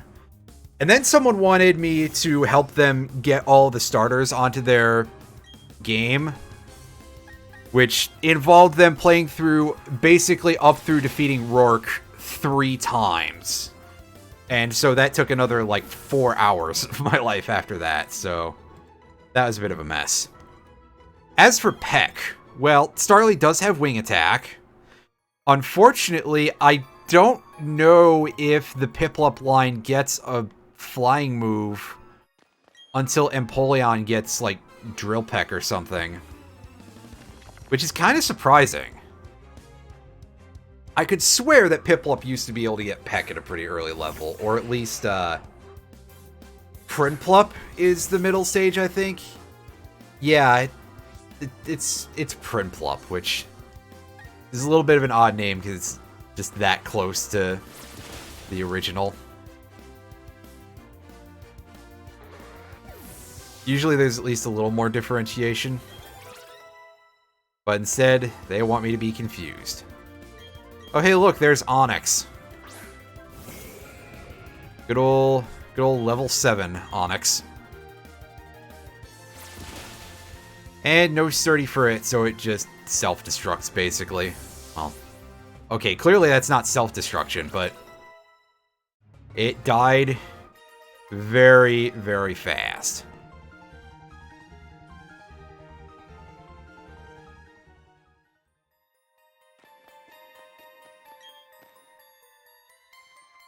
And here's Rourke, who's going to show off Rock Smash for us.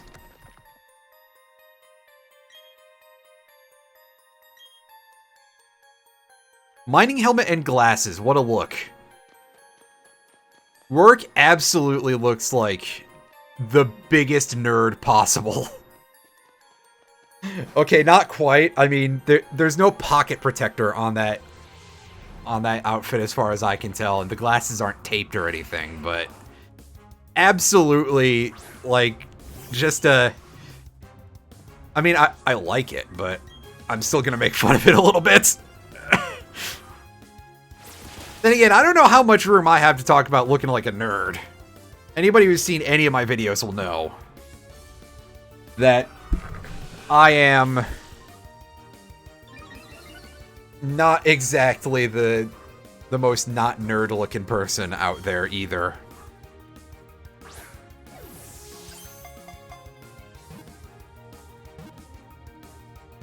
But hey, there's a Geodude. We caught it. Piplup learns Peck at 15. Okay. Gotcha. Well, then I guess I'm not completely misremembering.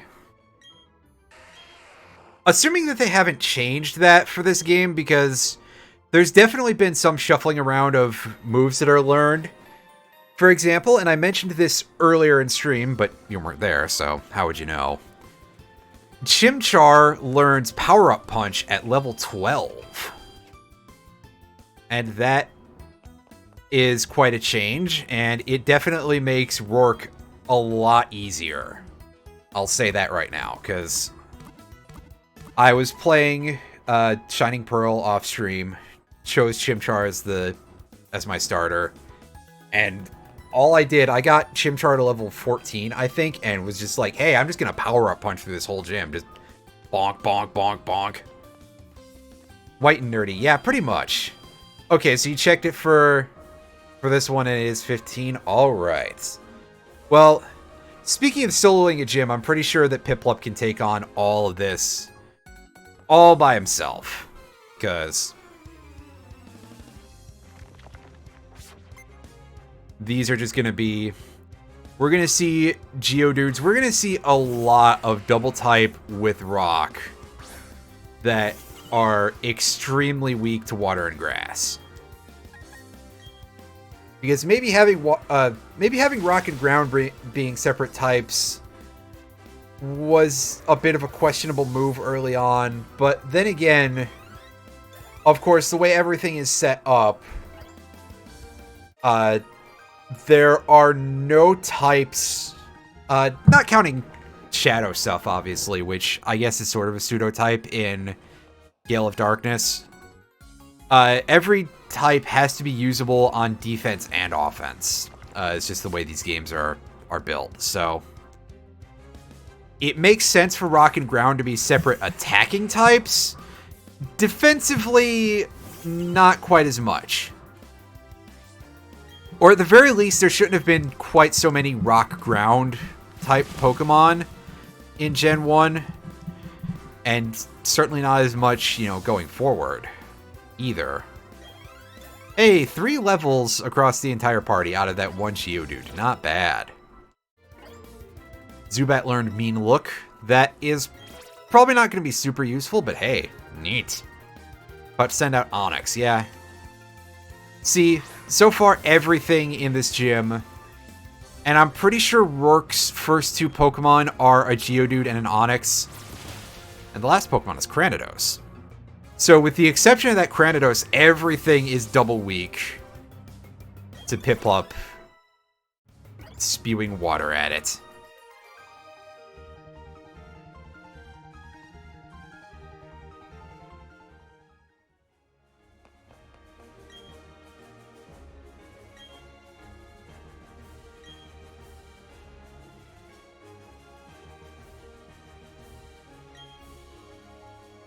Alright, let's go.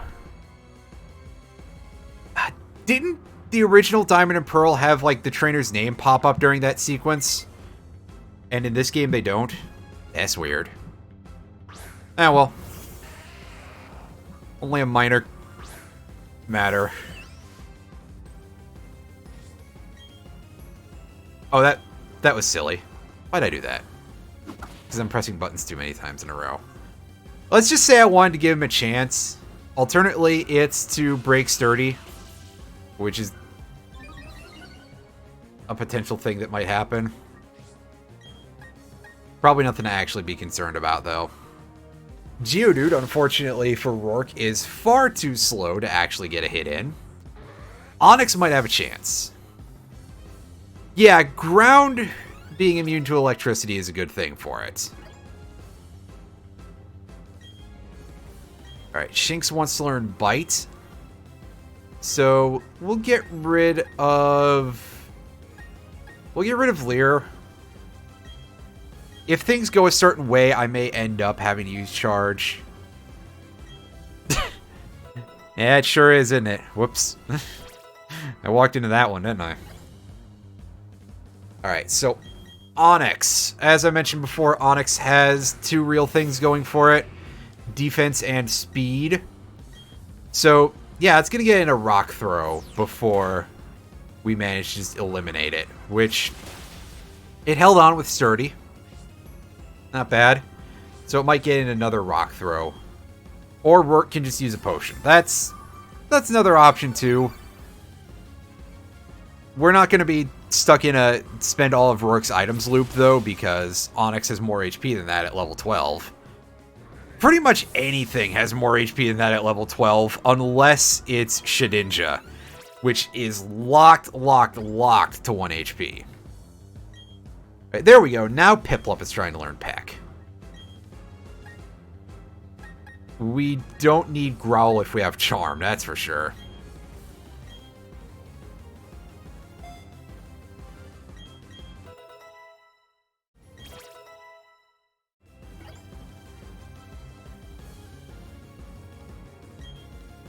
Yeah, that is the thing that I mentioned earlier, which I don't 100% understand why that's the case, but it sure is. We'll dump Rock Polish for rollout because Sandstorm might technically be useful if we're stuck with Geodude as our Pokemon that's going up. And of course, Ground being Electric's only weakness, I had to figure out how I was going to phrase that with Ground being the first word, is a thing that led to... Oh, wow, that's actually surprisingly fast. I'm impressed there, buddy. That led to the existence of Eelektross in Gen 5, and that thing being a bit of a rough Pokemon to deal with. Also, yes, your eyes did not deceive you. Rourke's last Pokemon there had some special particle effects. We will get a little bit into that in a few moments. Double team. We've got something we can dump for that. Yeah, we'll get rid of Growl for double team. Because, I mean, double team is just kind of... It's useful. It's annoying, but it's useful when you use it anyway. Yay! We beat the first gym leader.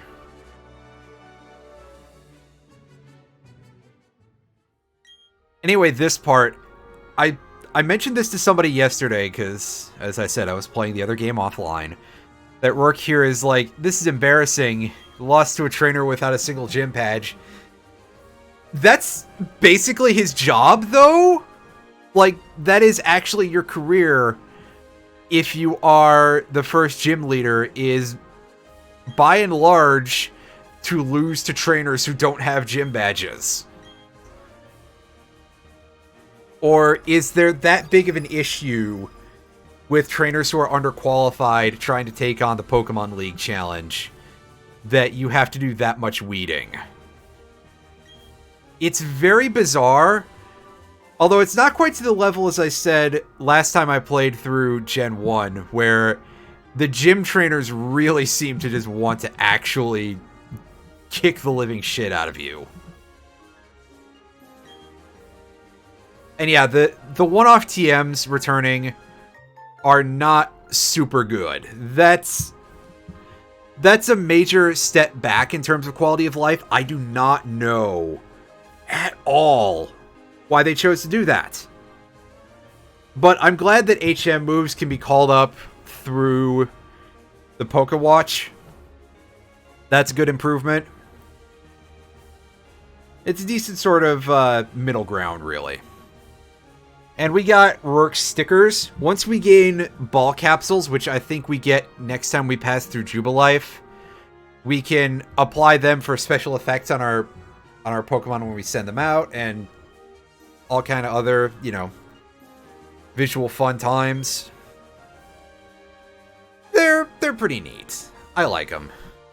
It's a fun little addition if that's a thing you want to goof around with. However, the odds are good that if we do that, I'll be doing that off camera just because I could spend forever doing things like that. Yeah, that is...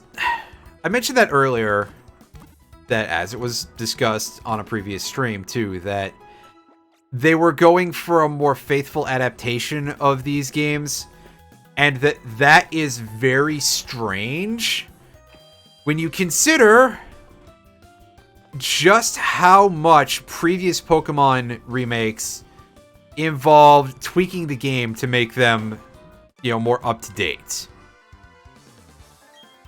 I mean, Omega Ruby and Alpha Sapphire, in addition to the fact that they were massively different, they had reusable TMs, which were just a franchise thing by that point.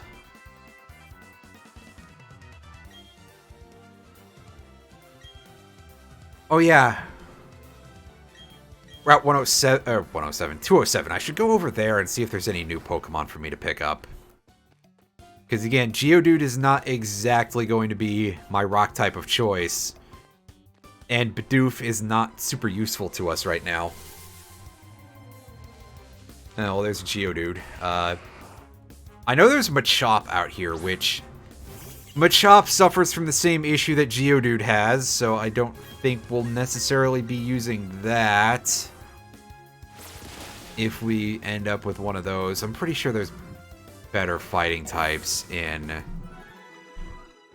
Sinnoh, however.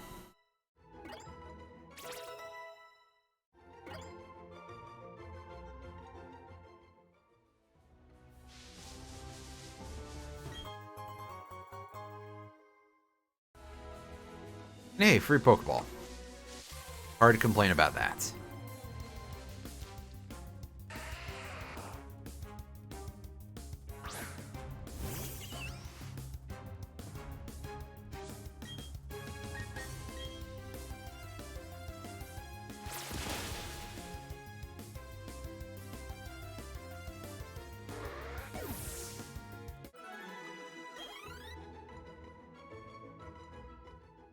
So yeah, we'll give this another couple of encounters real quick and see if we find anything that's not a Geodude. Oh, there's a Machop. The aforementioned Machop.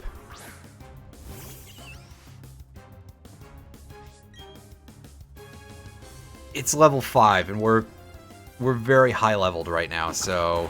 Yeah, we managed to get it into a place that's acceptable in terms of we might be able to catch it. Might take a couple of throws, but I think we have some semblance of a chance. Maybe. Yeah, there we go.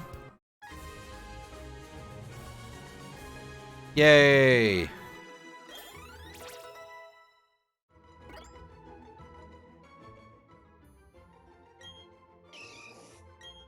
And for now, Machop is going into the box.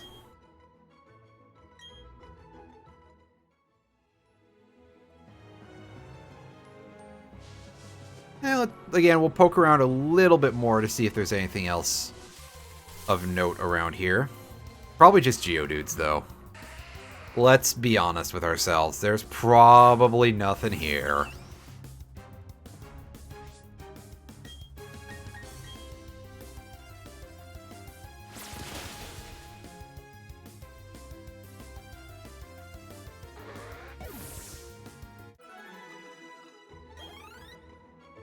I guess at least we could get Piplup up to 16.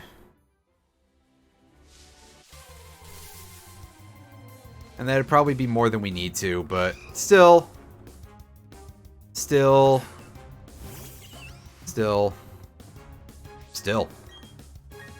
what's this place called? Route 207?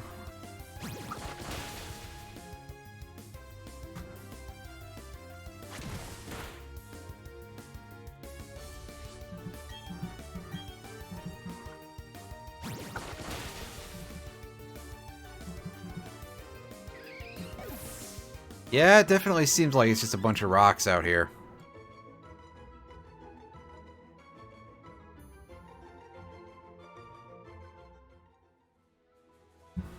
So, we'll go back.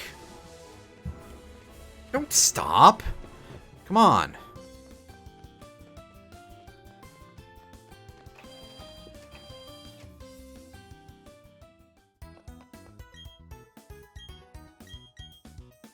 Let's heal up and get our PP back, because that's about all we lost here, but may as well get it back anyway.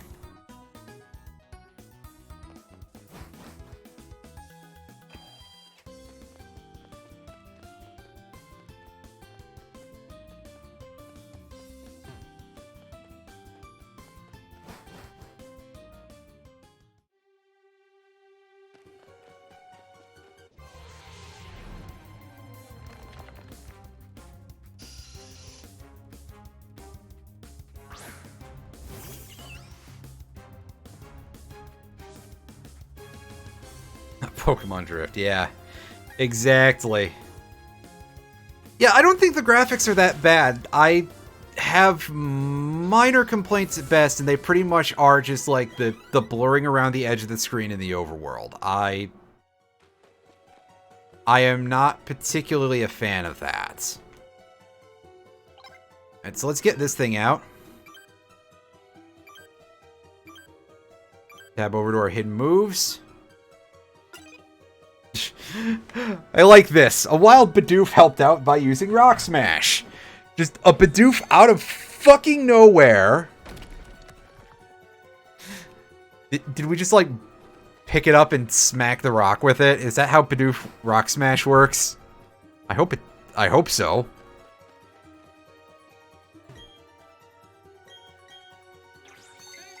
And there's that same Badoof coming back. Alright, let's... I said I wanted to hide that, but if the game doesn't feel like it, I guess our watch is just going to be in the corner. Ah, yes, TM70, Flash, because that's something that we need to have back. Oh, look, Psyduck. Why not catch a Psyduck? We're not going to use Psyduck, but we'll catch it anyway. Yeah, there is some attention being paid to this game, which is absolutely fantastic.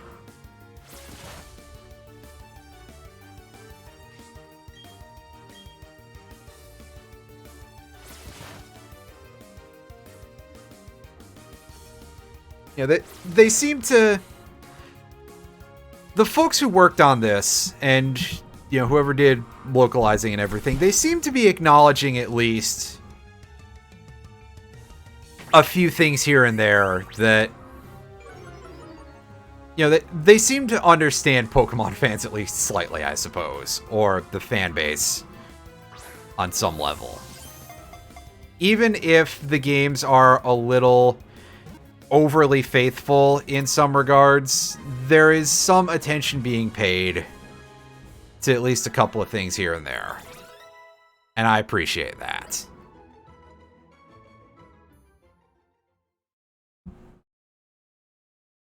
Hooray, Piplup is evolving. Yay!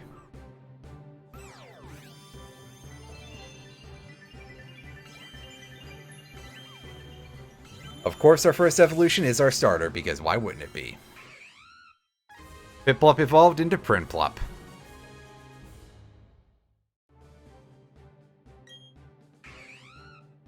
Apparently, every one of them believes it's the most important. Something about people on the internet, I guess. Alright, Metal Claw. We're going to dump Hound for that, because I think that this move pool should be fairly hard to resist, at least. So we've got that going for us.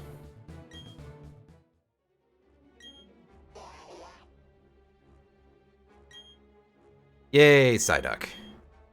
Did they nerf Stealth Rock? I'm gonna say probably not. I don't think there's been any real appreciable change to how Stealth Rock works whatsoever, if I had to guess.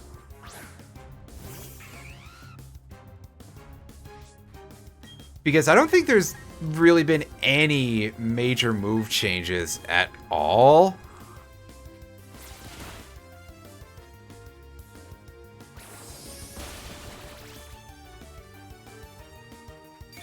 At least in terms of functionality. So Stealth Rock is probably the same as it's always been, which means that it still checks type weaknesses for some reason. I still don't know why that's a thing, but hey, I'm not a game designer, as I have pointed out time and again. We're gonna put Starly to the front of the party, because I think we can get away with that.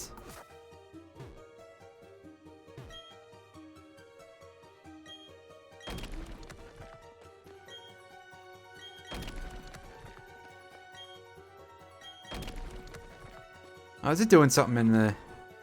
Ah, I jumped over the ledge.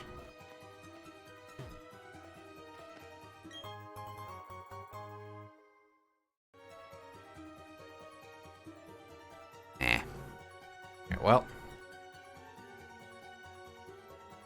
that's a little bit of money for us. I don't think there's anything else to get down here without surf or without a bike. So, back we go, back we go.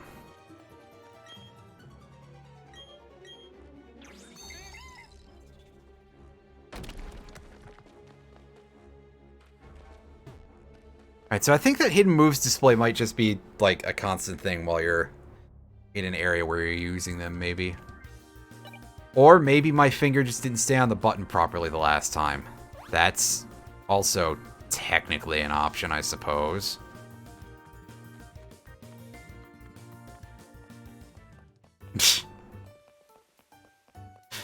Oh, I get it.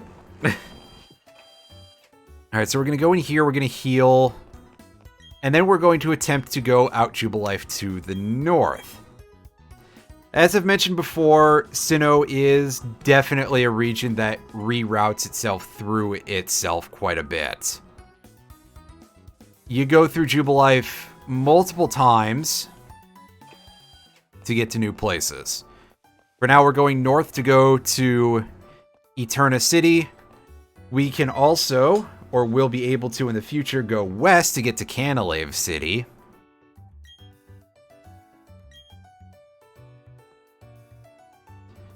And oh look, it's Esperoba and one of the other Esperoba twins. No, the hair's not bright enough for that. Esperoba had, like, neon green hair. They're more of, like, a seafoam teal type of color.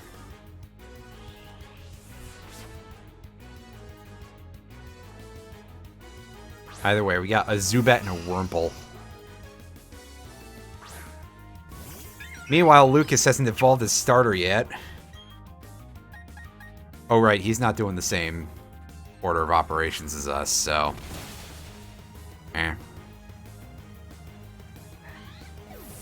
Meanwhile, Wurmple is easily annihilated. Gets us some experience for the whole party. Harden, why would I need Harden if I have Defense Curl already? I want to take a look at this to see if there's some sort of difference. No, they're just the same move. Why is that?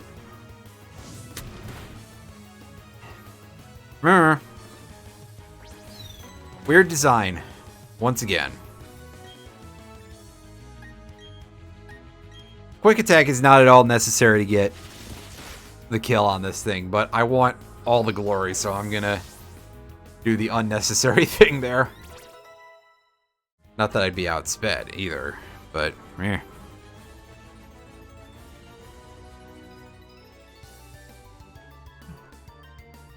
Also, I do kind of like that they have very obviously, like, very high and wide collars. Oh, hey, I didn't realize Starly evolved so soon. Which, basically, they look a lot more like they have sort of, like, discount spacesuits going than I seem to remember them having in Diamond and Pearl.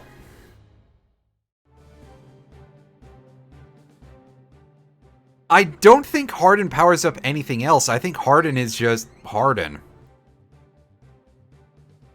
But yeah, Defense Curl powers up Rollout, which is the thing that makes it even weirder, because it's like, hey, Defense Curl is actually just better than Harden, as far as I can tell. So it has more PP as well. Video game design?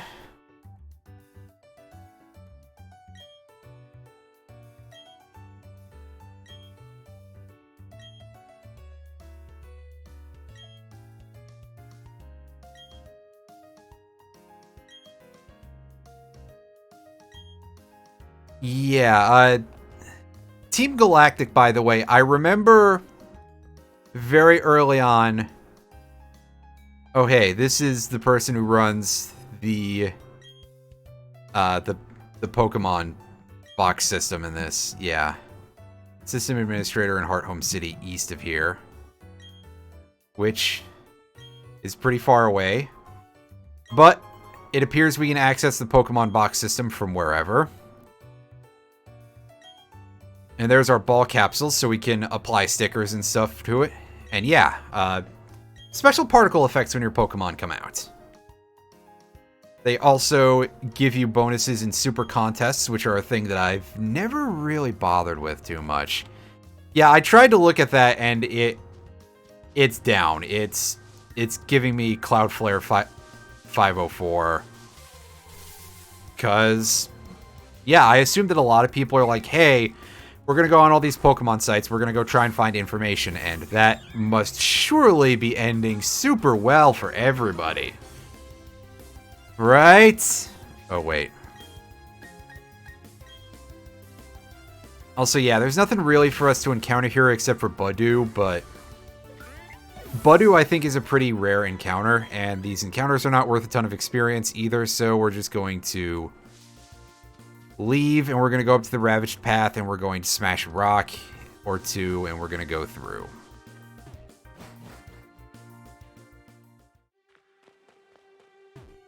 Yep. No real reason to go to the left right now, because I don't think there's any items over there that we can pick up, and we need Surf to get through here. The first time I tried doing... Oh, no, there's a free item here. Okay. Yay! Rock Tomb. We have a rock-type attack that we can teach to anybody. That's nice. Well, not anybody, but Rock Tomb is a pretty wide learn pool, if I recall correctly. So that's a nice get. The first time I was here, I completely failed to notice that... Oh, that's interesting. Zubat was not intimidated, thanks to its inner focus. I did not remember that that was a thing, because I thought inner focus just prevented flinching. I did not notice that doorway, is what I meant to say. And... so I got pretty confused for a while. Alright, this kid is just some kid, right? Yeah, not a trainer. A shame, no new experience. We're gonna keep raising Staravia for a while, because it's going to probably be our best bet against the next gym leader.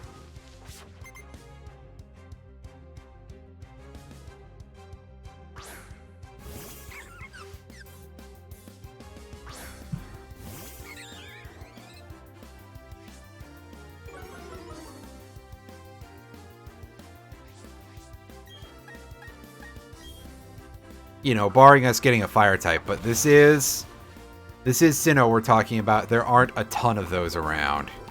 And of course Badoof has poison points. Of course it does. Just to make things a little bit more irritating, alright?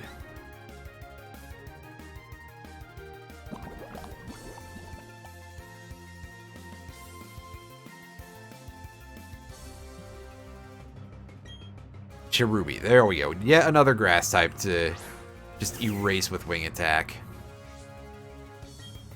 Oh yeah, how is that going? Was there any progress made on bug testing that thing? Did you get anywhere with that?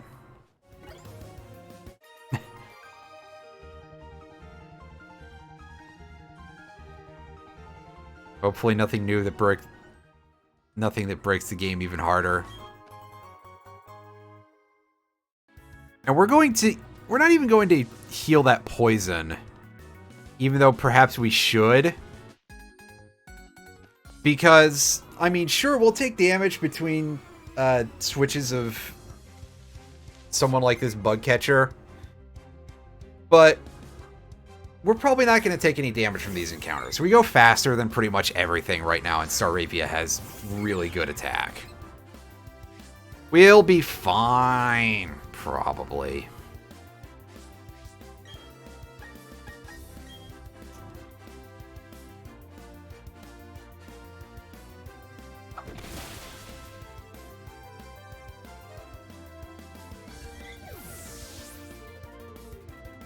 Oh, that's not so good. That's a bit of a problem.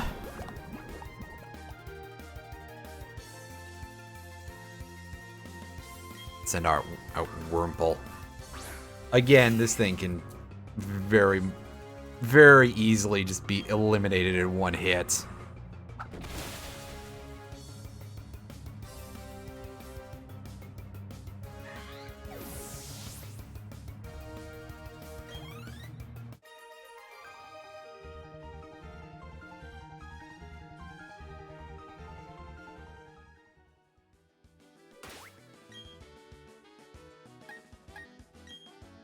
Alright, since there's double battle coming up, we're putting Prinplup into slot 2. And oh hey, look, a cut bush. But we don't have that move yet.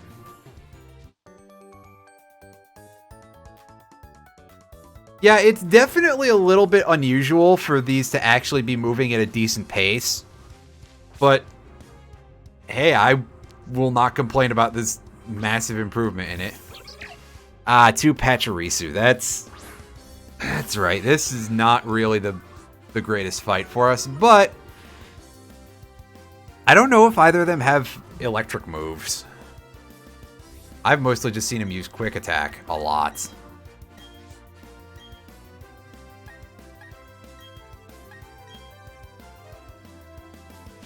However, we should have pretty good damage here. Yeah, they're just going to use Quick Attack.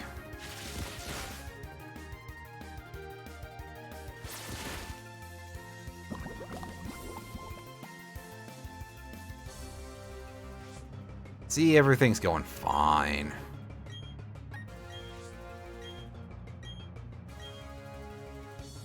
And that'll be retargeted, which is good. This isn't Final Fantasy 1. I failed to retarget on my own. Just let the game handle it, because it's smart enough to do that. Squirrel Girl. You got a point there. They are. I remember Squirrel Girl exists, which feels like a strange. It feels really strange to be like, I remember name of thing here exists, but that's about the main thing that I remember about Squirrel Girl is that it exists. I'm not very much for comics as a general rule. Maybe I should actually bother with looking into that at some point. Unfortunately, I'm not very good at remembering to do stuff like that. Oh wow, Alan's actually on the internets. That's kind of surprising. I haven't heard from that guy in months. What if he just butts into the stream like, give me your Pokemon? I'll just be like, oh, I didn't know you existed still.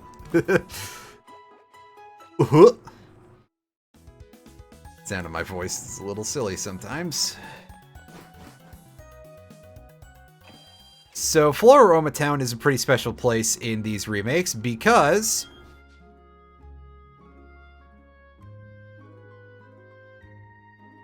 if we talk to these fellas, we can get some free legendary Pokemon, which we're not going to be using in this playthrough. But, hey, free Jirachi.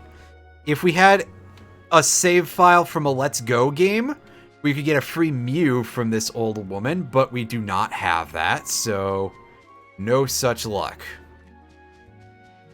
But also, we can go in here and we can get a key item here. The Spray Duck. This is a watering can for berry trees. This is where they start introducing berry mechanics to us a little bit. And here, I think this berry choice is randomized. Well, I guess calling it a choice is not correct because we don't get to choose, but it is given to us. And we get a Rostberry. Earlier, I got a Spearberry. A Spareberry? However you want to pronounce that in my Shining Pearl save, which is significantly less useful right now, to say the least, because that just heals freeze, and we're not likely to see that for a while.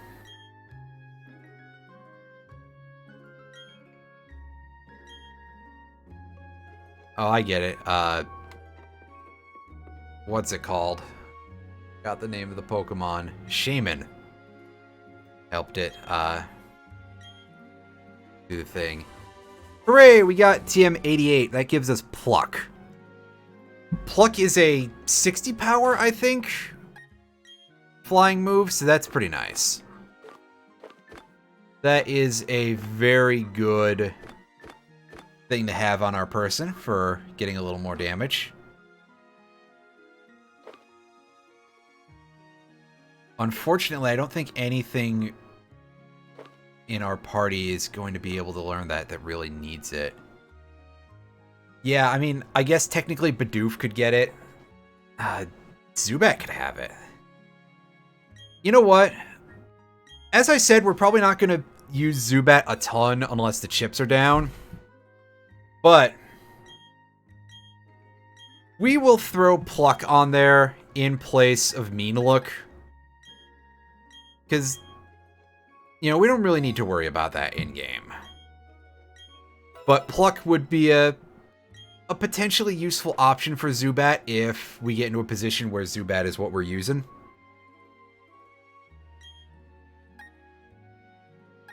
Let's go ahead and order our TMs in a better order. Because seeing them not in number order really irritates me quite a bit. I wish they auto-sorted, but they do not. And oh hey, look at that meadow up there. Oh look, the way is blocked by Team Galactic members. Why don't we talk to them and we'll find out that they're complaining.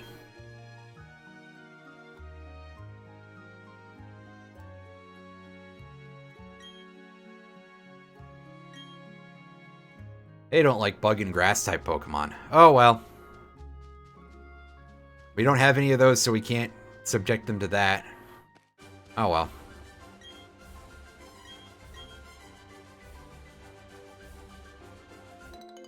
Yeah, exactly. It's not going to be a huge concern because the only things that can escape in this game in terms of wild Pokemon are like maybe roaming legendaries, and that's not a thing we have to worry about for a while. This kid tells us about the Valley Windworks issue. The people dressed like space aliens. Yeah, there you go. Like I said, their outfits do sort of resemble, you know, a little bit more like spacesuity than usual. So this is how we get railroaded away from going straight to Eterna City, which is fine. I will take any excuse to get free experience. I don't know why this dude is going to get into a fight with us to try and get the Valley Windworks key. Also, I noticed they don't really have the high collar in the Overworld sprite, do they? So for some reason, they just gain it when they go into battle.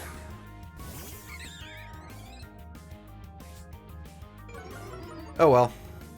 Very strange. Here's Glameow. Glameow is a Pokemon I've never really used.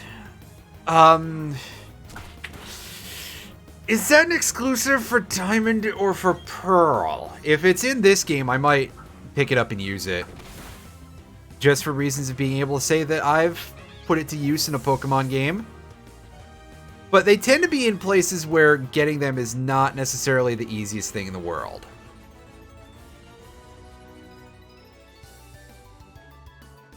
You should have upgraded it to Perugly, friendo. But instead, this dude is going to play smart and sneak into the Valley Windworks after defeating us, and lock the doors, and probably point and laugh at us from the window, because let's be honest here. Oh look, Pachirisu. We don't super need this because we already have an electric type, and Luxray has a better overall ceiling than Pachirisu does. Unless you're playing doubles in a tournament, in which case, well, Pachirisu can apparently do some hilarious shit. I remember that was a huge meme for a little while because of one of the big tournaments, one of the official tournaments, I think. And somebody was fielding Pachirisu, and it became like the best helper for a while. You're dead and you finished Beast Wars. Nice. How did it stand up to... How does it stand the test of time is what I'm trying to say here.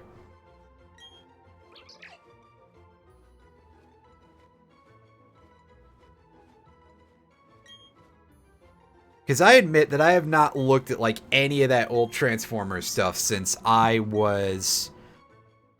probably around when I was 13 is the last time that I encountered any sort of Transformers material. Oh, Shellos. This is the one with all the bumps on its head.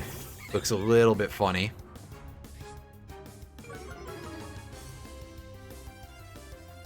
I prefer the Eastern Seaboard Shellos and Gastrodon. Nicer colors, too. But I want to say that... I forget if it's East Gastrodon that you can get in the other ones, but,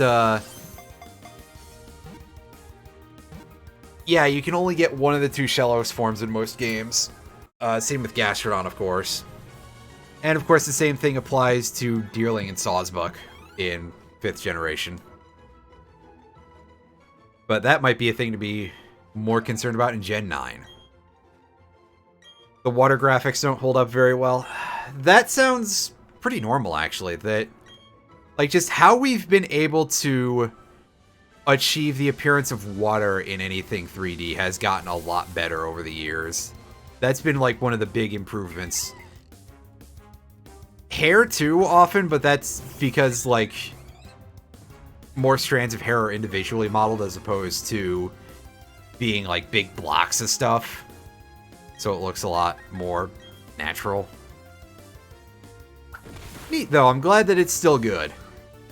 It's, as I say, it's been almost 20 years since I was about 13 that I really had anything to do with any Transformers media, because back then, that would have been when my brother had a DVD of some of the older Transformers episodes, and he took that with him when he left home. All them years ago. And ever since then, it's just been a thing that's like, hey, I haven't really remembered to look into this too much.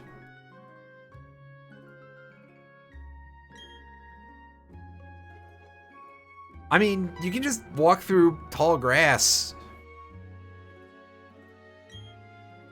if you want to get more Pokemon, guys. Just keep walking through the tall grass. You don't need to do the honey tree thing. Unless you really want Munchlax, which...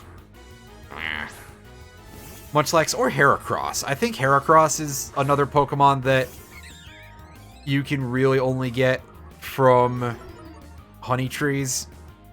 Which, admittedly, Heracross is a pretty good Pokemon, so you gotta give him points there. That'd be good taste if that's what they were after. Unfortunately, I'm not so sure that that is the case, but hey, if it is the case, well, fair enough. Silcoon, one of the two evolutions that Wurmple can get, which is determined entirely by the personality value, which is a hidden stat that is unique for each Pokemon.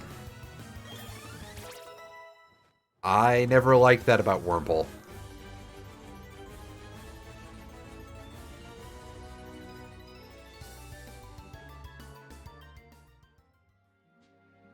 They're gonna dock my pay, yeah. Probably. Well, this dude is probably going to be just as unimpressive. This must be the one who doesn't like bug or grass type Pokemon, because the other one, of course, was loaded down with 2 bugs, and this dude's just got a Zubat. Which, that would probably deal with bug and grass type Pokemon pretty well, depending on what moves it had.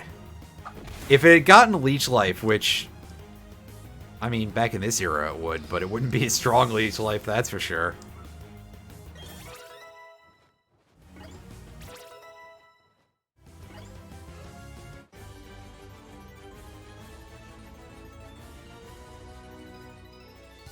Gotta evolve that Zubat a couple of times, my dude. Yay, Shinx is evolving.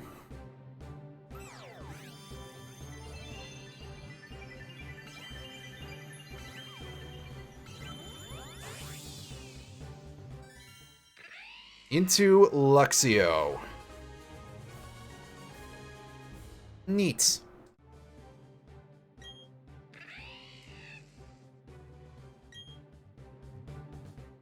And it'll be a much stronger electric-type Pokemon for us. For however often we need that, which... who can tell? Yeah, we'll take the key. Thank you.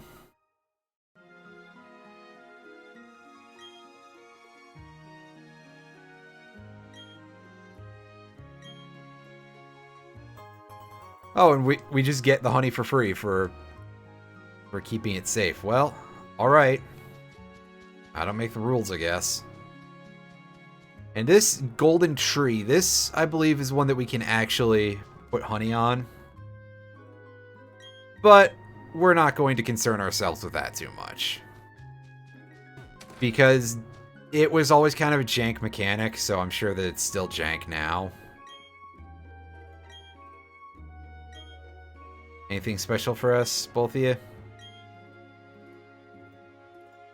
Yeah, if you see Jimmy's rustling, you get amused, right? Let's keep going. Let's go back to the Valley Windworks and go whoop those dudes' butt.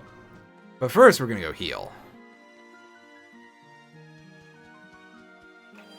We're gonna see if we can't get ourselves to Gym 2 and finish that off today. As it is looking to be around... we've been streaming for about 2 hours, 15 minutes, I think. Actually, I believe I have an uptime command with Stream Elements now. Let me see if that works. Yes, 2 hours, 23 minutes. So I overshot a little bit. But that does also include the time when I was on the loading screen, so... well, loading screen in this case for the stream. The pre-show, I guess. If you want. Alright, so this should just automatically... yes, we're going to use the works key on that. It's either that or they have to code a lockpicking minigame.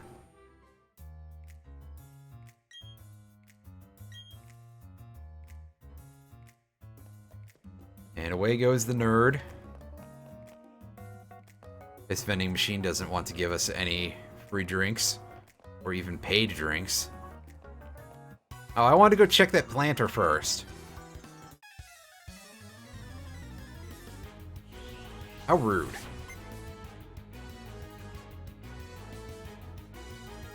Unfortunately, I am not expecting a whole lot out of this dude. Also, the way they remodeled Cascoon really does kind of like cut down the differences between it and Silcoon.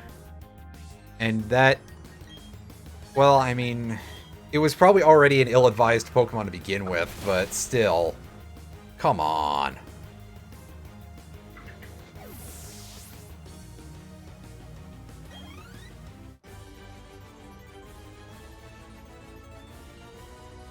Not gonna get a bonus. Well, sucks to suck. Get out of here. Get out of town. There's nothing special about those machines, but take a look at them anyway.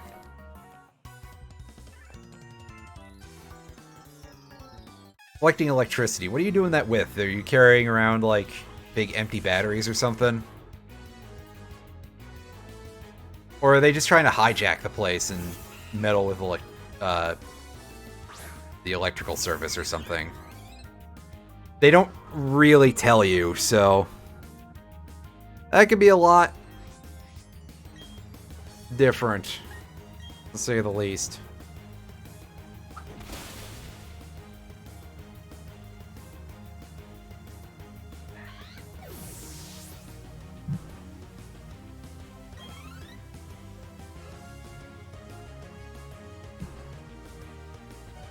Another Glameow. I could have switched something else in to take care of this really easily, but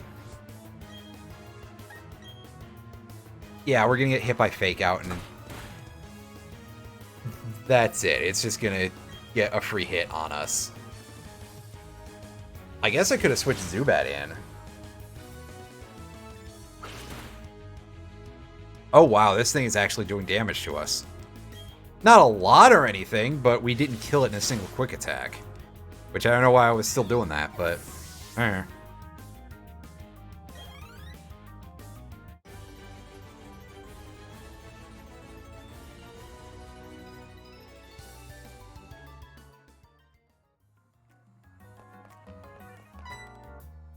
Oh, I should probably have fought the other dude down there. One of the commanders here. Trying to create a new world that's better than this one, huh? That is not a very good explanation. Because that could be a lot of things. But okay, Chief. If you want to just fight over it, let's do this. By Commander Mars.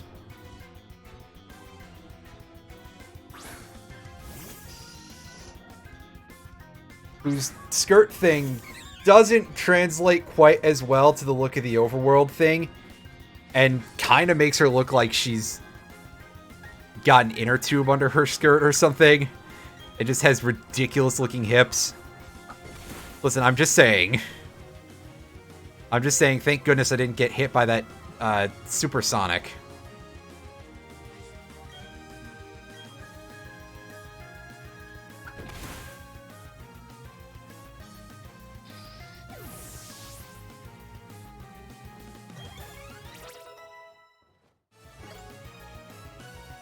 About to send out Purugly. Yeah, there we go. There's the evolution of Glameow. This thing might actually be able to take a couple of hits, even from my strongest attacks. And it could probably dole out some decent damage, being fully evolved. Yeah, it's pretty fast for the fact that it's that big. That beefy. This might actually be a good place to use Geodude, as Prinplup is not part steel yet. And Geodude can actually resist most of these attacks. And by most, I'm pretty sure it doesn't have anything to deal with rock types. It's probably just using normal attacks. Although, I mean, 5 damage a hit is still nothing to sneeze at. Oh no, it's got Thief. That's gonna be a problem. We'll throw up Sandstorm.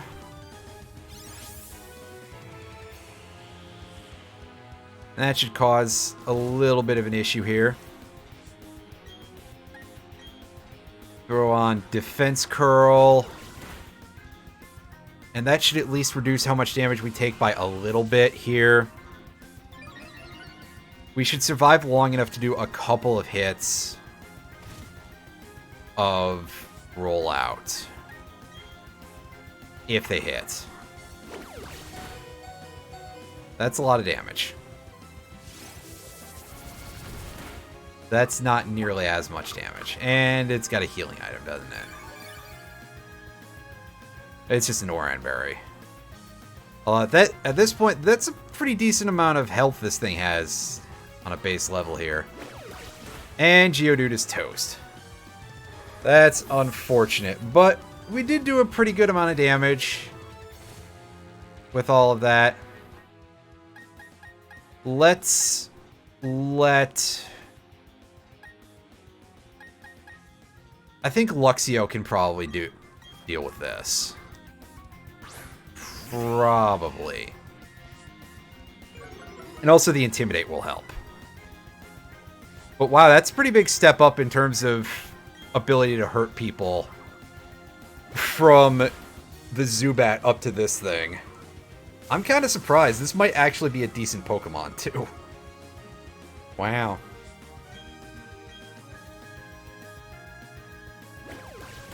That's doing good damage. It's suddenly no longer interested in using Scratch, even though it would probably do more damage. Luxio gained a level. Nice. Zubat gained a level. Very nice. And Staravia gained another level. All pretty good. Oh no, Geodude fainted. That's okay, I wasn't particularly intending to use Geodude too much anyway. It was mostly just a buffer.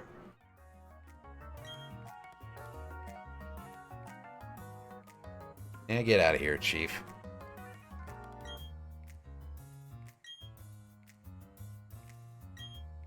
Yeah, it doesn't sound like something that would make a ton of sense.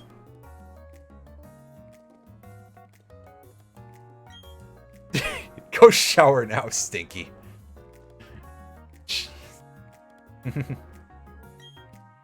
balloon Pokemon will come visiting again. Well, neat. That's a thing to... Balloon Pokemon appears in front of the Valley Woodworks. It's always a certain day of the week, but you're not sure which day. I don't remember what is the deal with when Drifloon shows up, but that's what that's referring to. So that's something I could go look up and see if that's a thing that we can do on or off stream, depending on. But before we deal with anything else, we're going to go back and heal.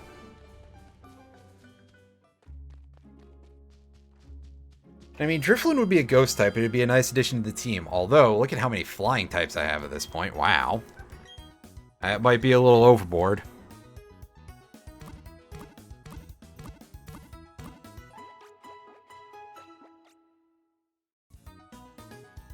Let's go take a look at our PC boxes, because come to think of it, I am starting to feel like our type variety right now is kind of garbage. Like, okay, we've got 2 electric types, we've got 2 water types, we got 3 water types, rather. We got a lot of flying types, normal types. The most unusual thing we have here is Jirachi, and I'm not going to use that. That's just kind of cheating. You know what? I guess we'll put Machop in. It's not ideal, but Machop is a source of a different type. It's fighting type. We may as well use it as filler, I guess, until we get something better.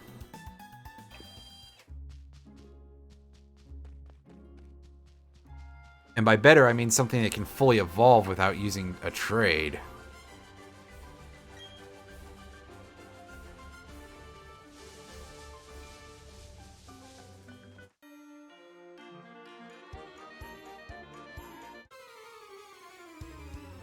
Oh, hey, buddy. Hiker Daniel.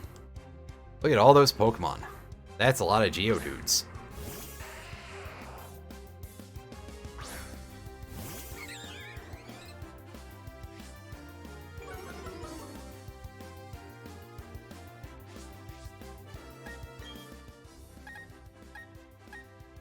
Let's switch Prinplup in to deal with this. Shouldn't be too hard.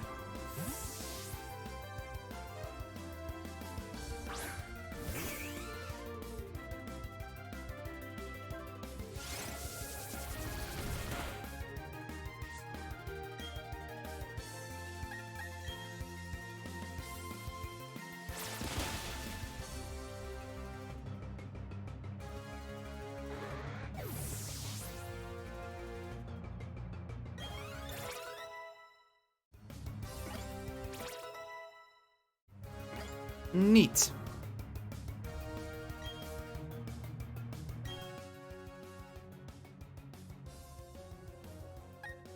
Alright, so the Machop can be dealt with using Staravia.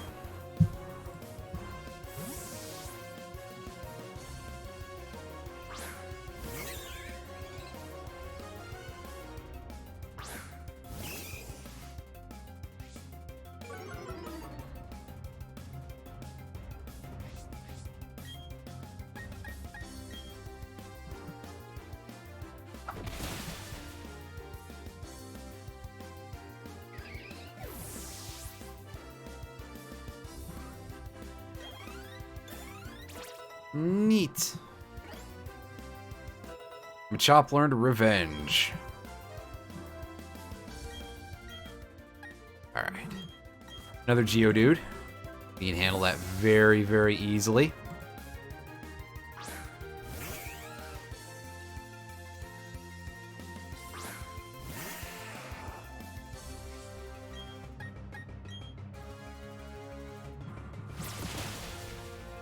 As per usual.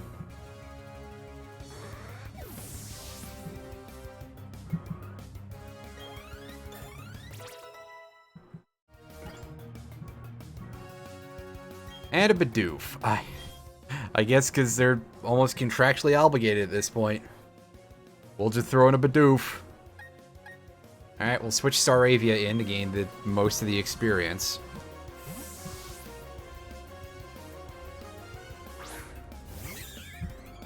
Really make the most of the situation.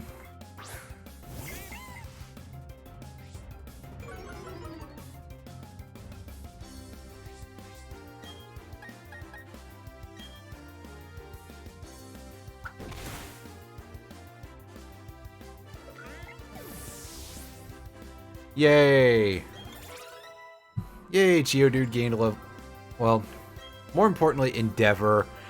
I'll keep old moves. Endeavor is something that you would really want to be using as part of a combo, which I can't really do too well with Staravia. Or Staraptor, for that matter. I mean, I guess it could be like, hey, I'm going to Brave Bird most of their team down, get to very low HP, and throw Endeavor at their last Pokemon. But that seems like a bit of a stretch. Oh, hey, a Buizel. Hey, another water type! Hooray! Wow, there's a lot of them here. I forgot just how questionable the entire type balance is with Sinnoh. Sheesh. Let's see if we can't catch this thing, though, because I believe we can trade this if we catch one.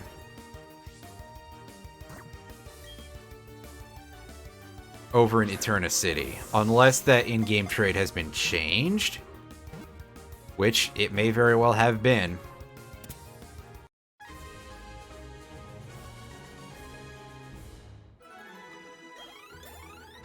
Yay, Machop gained a level. Neat. Put it in the box. There we go. Let's fight this trainer. Ah, yes, we still have Eterna Forest to get through before we get to Eterna City.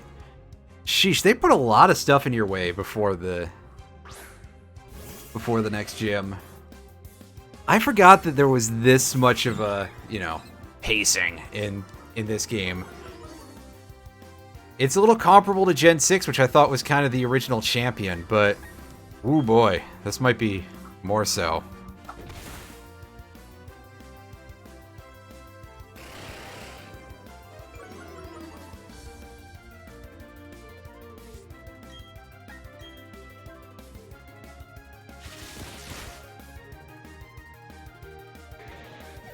And a Ponyta, very easy to remove, but that's going to be your fire type most likely if you didn't pick Chimchar.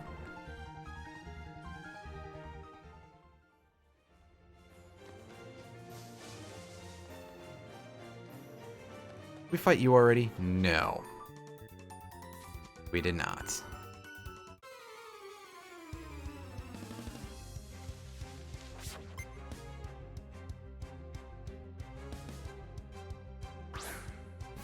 And there we go, another Badoof. This thing is probably going to poison us yet again, because they, like, basically all do.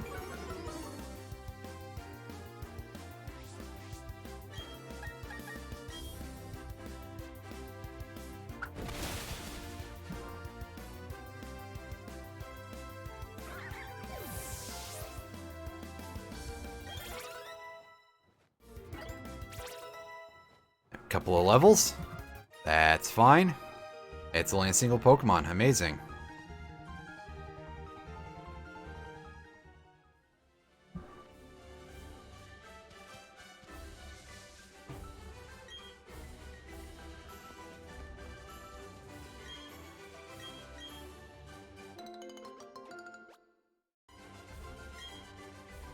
Alright. Pick these berries.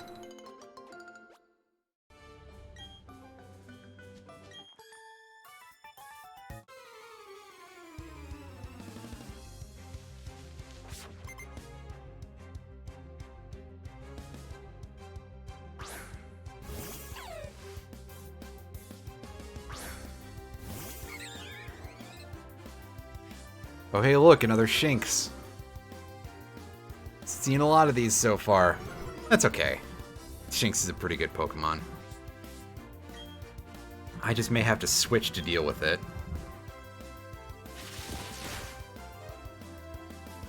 Or it can, once again, continue to not use the Thunder Shock for the free massive amounts of damage that I take from it. I'm surprised just how little these trainers actually bother to do that.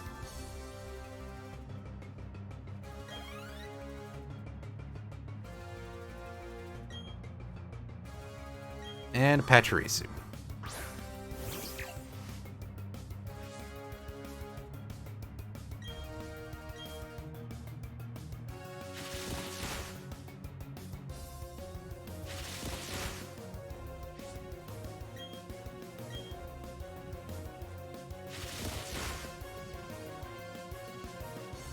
Yeah, this thing would actually resist wing attacks, that's why we're not doing it.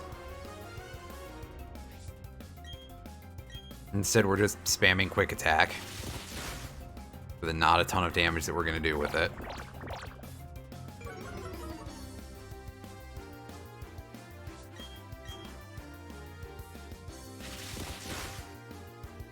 Yay! Yay! Alright, Machop is up to level 12. We're starting to get oh, wow. Zubat's learning quite a heavy there. Poison Fang. Nice. Poison Fang has a chance to inflict Toxic. And also being a Poison-type move, that is a pretty handy move just in general. Although I guess there aren't going to be a ton of Fairy-type Pokemon that we're going to run into, but maybe. Alright, Low Sweep. I think that's going to come in handy more regularly than Low Kick. So we'll do that.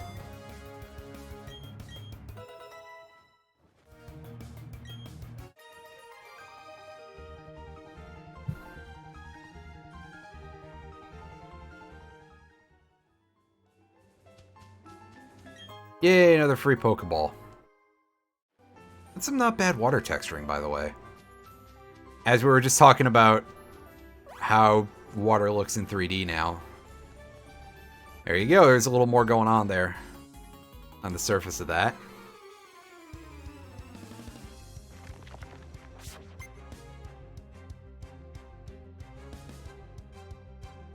Geodude.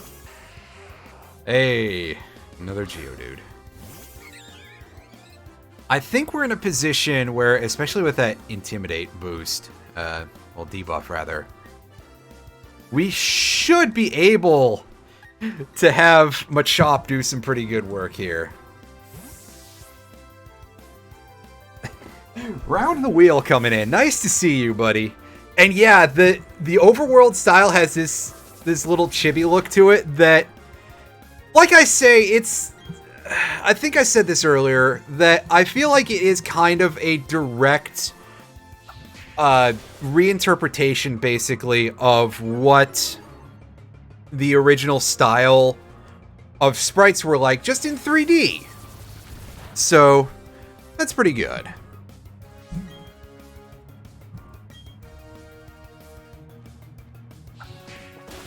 Link's Awakening.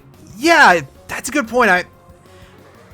I tend to forget about the Switch port of Link's Awakening because I just sort of do.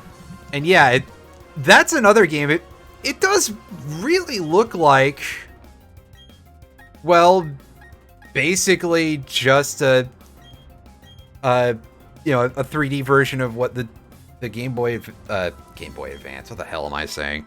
That was regular Game Boy. Game Boy Advance was what was it, Minish Cap? That's one that I didn't complete at all.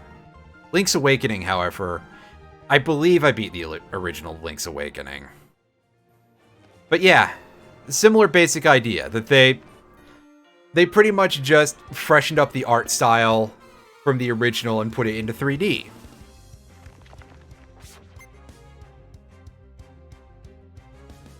Oh, this dude's starting with an Onix. Well, as we said before, Onix is nothing to be super concerned with. Unfortunately, Staravia isn't going to have a good time with Onix, but, you know, easy enough switch, right? Just put Prinplup in there and we're good to go.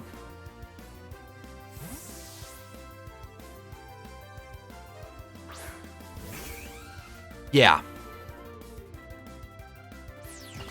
Yeah, Minish Cap. That one, I started on it and then I didn't finish it. Don't remember why. Maybe I couldn't get into it very much. But it's been several years since I attempted to play it, so of course I don't remember what the deal was. Oh well. Maybe one of these days I'll pick that back up.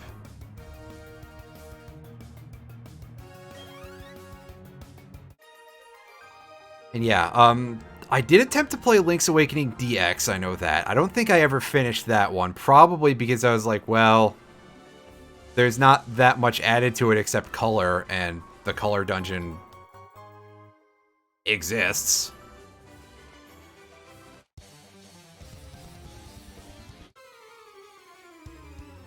So yeah. Yeah. Don't know where I was going with any of that, but...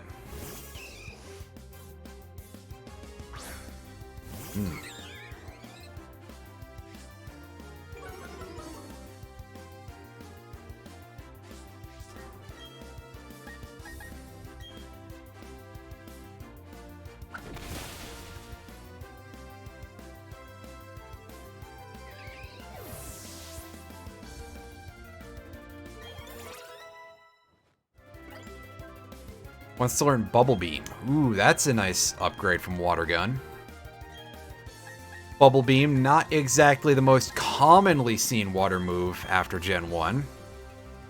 When it was a TM, and then they replaced it in reasonably short order, i.e. Gen 3, with Water Pulse.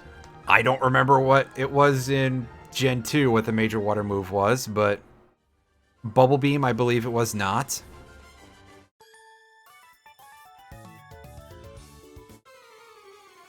A lot of Pokemon used to be able to learn Bubble Beam, too. I think Persian used to be able to get it from a TM in Gen 1. But then again, in Gen 1, a lot of Pokemon could just get a lot of moves that only kind of made sense. Like, Tauros could get Blizzard and I think Fire Blast. And it could actually use them decently, because it had a 70 base special, I think. And then, of course, the split came and that got applied to its special defense. Because, hey, no fun for you, buddy. Well, actually, it was probably a good idea. Let's be honest with ourselves. You know, we'll call a spade a spade. Maybe Tauros shouldn't be able to completely obliterate everything. Eventually, it would still have gotten out-muscled, but still. Tauros being able to run mixed sets off of moves like that is a potentially scary thing.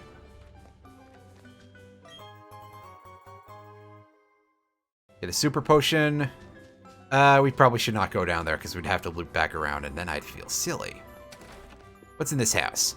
Did they put Dynamaxing in this? Not that I've seen. I'm pretty sure that is not a thing in this game. But as I've said, so far as I've seen, this is a very faithful remake of Diamond and Pearl.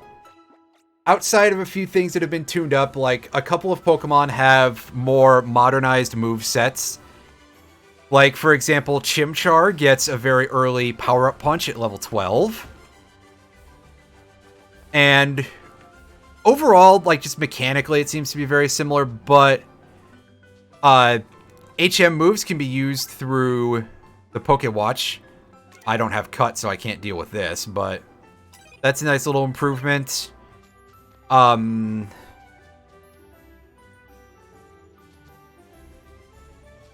Goodness, what else? I don't know how much the Pokedex has been played around with. But yeah, I don't think Dynamaxing is the thing. I don't think any of the gimmick stuff is in here from any of the later games.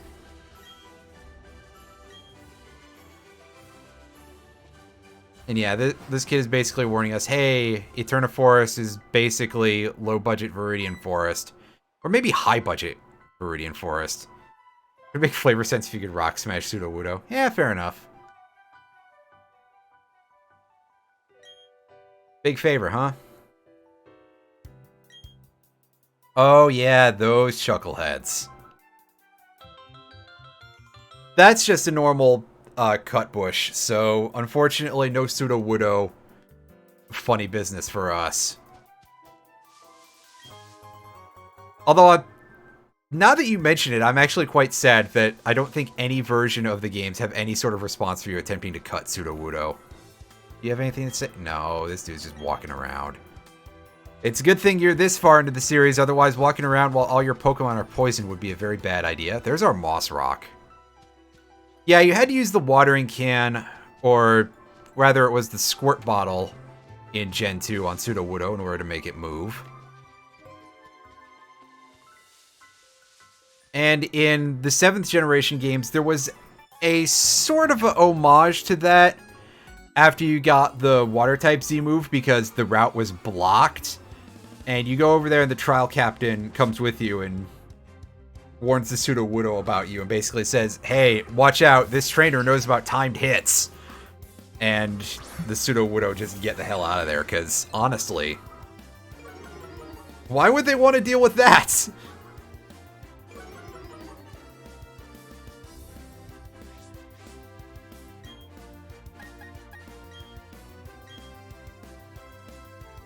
So, of course, the bug catcher has more Pokemon, right?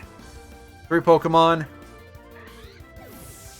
versus just the one Pachirisu, which we're gonna leave that there. We're gonna take a little risk here. Oh, maybe I should get rid of that Pachirisu, huh? That one's actually using electric type moves. That one knows what's up.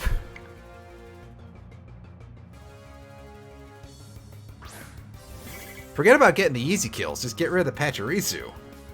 However, I do think that Cheryl can heal us between battles, so we got that going for us. Oh wow, it actually hit itself. Amazing. Chansey's confusion abilities are actually kind of coming in handy here. That's a surprise. And Beautifly going last out of this set. That's a surprise. I would think that it would at least be able to outspeed Chansey, but apparently not. Huh. Alright, Pachirisu, can you finish yourself off here? Not quite. I know, right? That's a big surprise.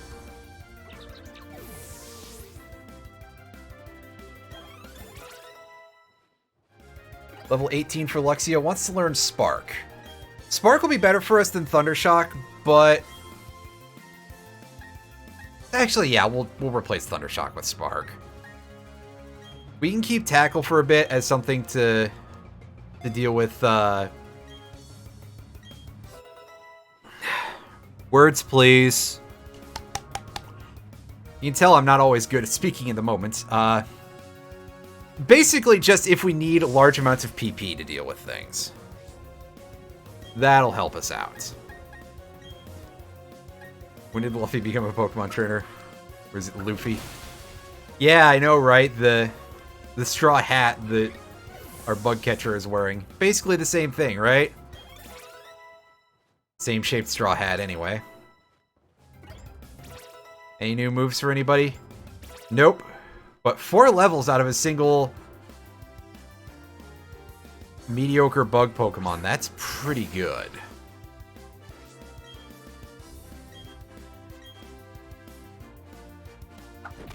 Beautifly, also known as because we thought Butterfree was too good.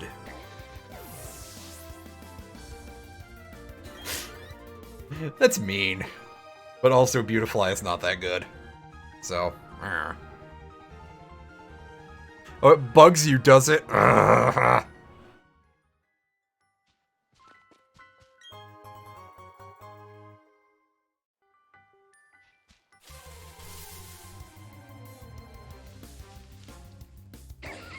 Badoof and a Silcoon. I want the Badoof more than I want the Silcoon, so if we're gonna attempt to capture these, we're gonna go for the Badoof. However, that might be a little tough. with our current setup. Check.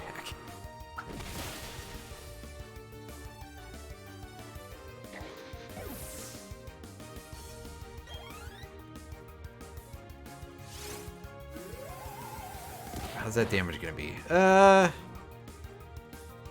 right, because that's Fairy Wind, right? That's not a ton of damage.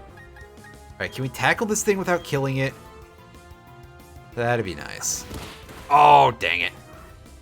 Oh well.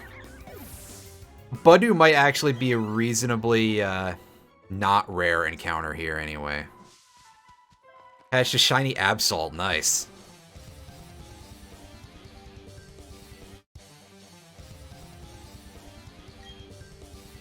So we got 2 Psychics here, right? Yep.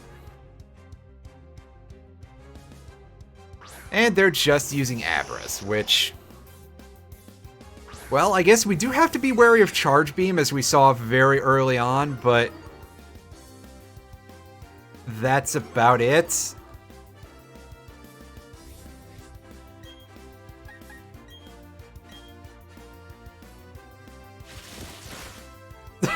Close-up looked like some major bullying about to go down. Now that you mention it, yes it does. Oh, Energy Ball. That is a pretty beefy move, all told. Disarming Voice, not Fairy Wind. What was I saying earlier?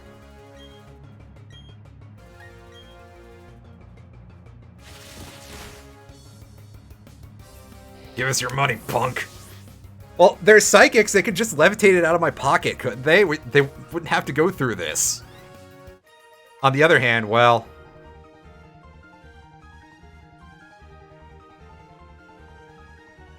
Maybe they just want more of a personal touch, right?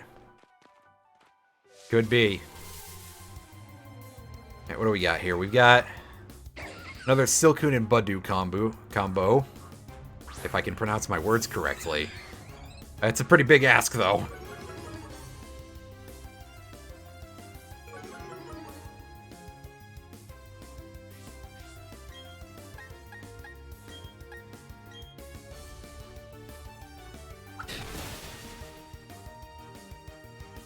I know, right? Clearly, they're not actually clairvoyant type of psychics. Their only psychic abilities are levitating Pokeballs. They may not even be able to bend spoons, which... I mean, at that point... You're a pretty low-tier psychic. Oh, look, I can levitate a Pokeball. I've seen jugglers. They can do much better than that. They can at least get, like, 5 in the air. I think the sprites had 5 Pokeballs. It's been... a minute or 12 since I've really looked. Alright, we're gonna try to catch this Badoof here.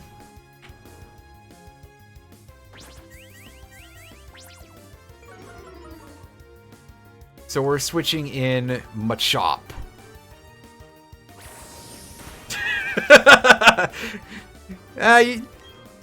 Yeah, I think that sounds about right. It has its own levitating mechanism. They are doing absolutely nothing. Oh, wow. Okay, Machop, way to overachieve, buddy. That was not necessary at all.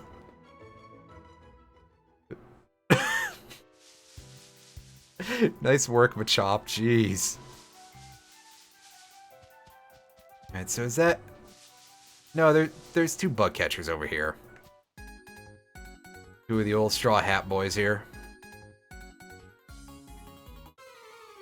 I'll take the free experience.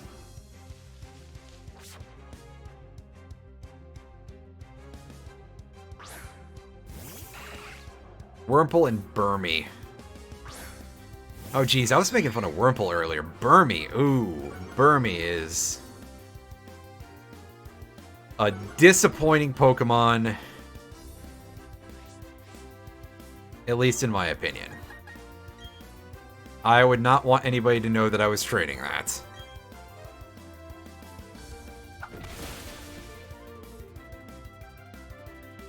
They can hold Pokemon in a pocket dimension. Yeah, you got a point there. That must be some pretty advanced technology, that's for sure.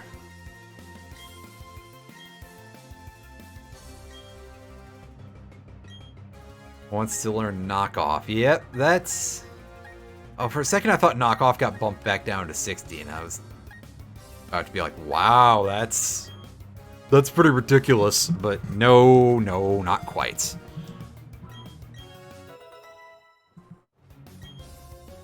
Sure is Burmy outside. Yep, that's a condition, all right.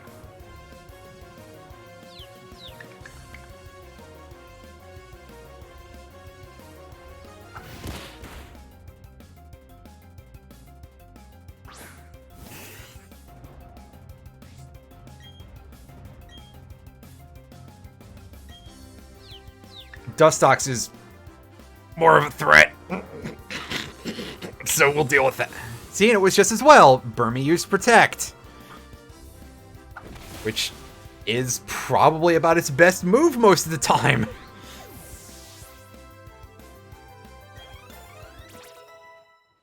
Burmy is certainly not the best Bagworm-based Pokemon, that's for sure. Oh look, almost the entire party is gaining a level right now. Geodude wants to learn WWF Smackdown. Actually, it's WWE now. Showing my age a little bit there.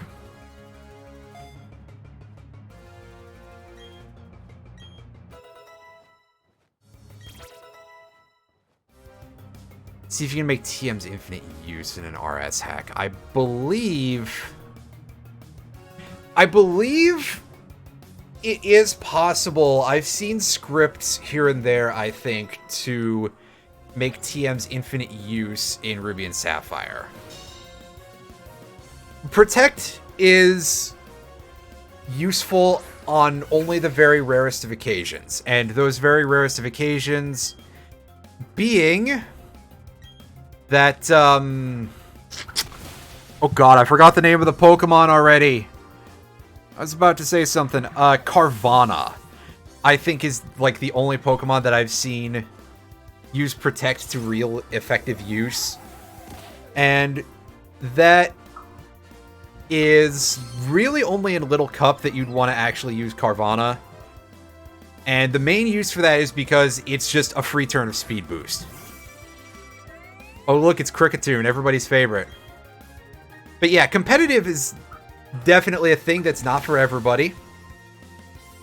But that's about the only time that I know of offhand where it's actually that good of a thing to really bother with, is a couple of situations, because otherwise Protect is just, oh hey, oh wow, I wasted a turn, I wasted a power point, and at this point in the game, we have a lot of power points to go around. No, Kricketune was introduced in this generation. Gen 5, I'm thinking, is there something that you're substituting here, and I can't pin it down offhand. Although, Gen 5 did have a decent number of good bugs. So, I mean, fair enough if you're going to be like, hey, what's the bug generation? I tell you, Gen 5 has Leavanny, which, I mean, there you go. There's a humanoid bug with blade arms, so that's kind of close.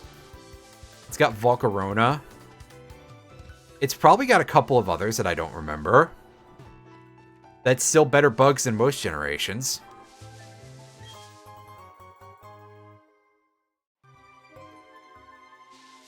Galvantula, yeah, good point. Galvantula, that's a real good one.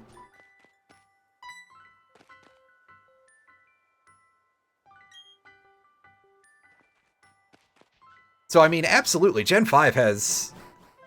Well, yeah, but legendaries are their whole other category. Gen 5, though, absolutely has better bugs than most other generations. I mean, most of the time, you're stuck sitting there looking at Scyther and Pinsir and being like, wow, they really liked only one of you, didn't they? And then you gravitate toward Heracross. Yeah, good point. Genesect is the only legendary bug type. I mean, not counting the normal outside case of Arceus with the right plate. Because we don't count that because that's... Come on. That's... Come on! Yeah, absolutely.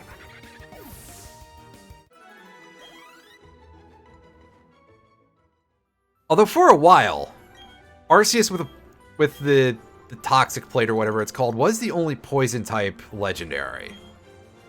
And then they finally remembered to change that by creating Eternatus. Which, I mean, okay, they made one that I probably wouldn't use very much.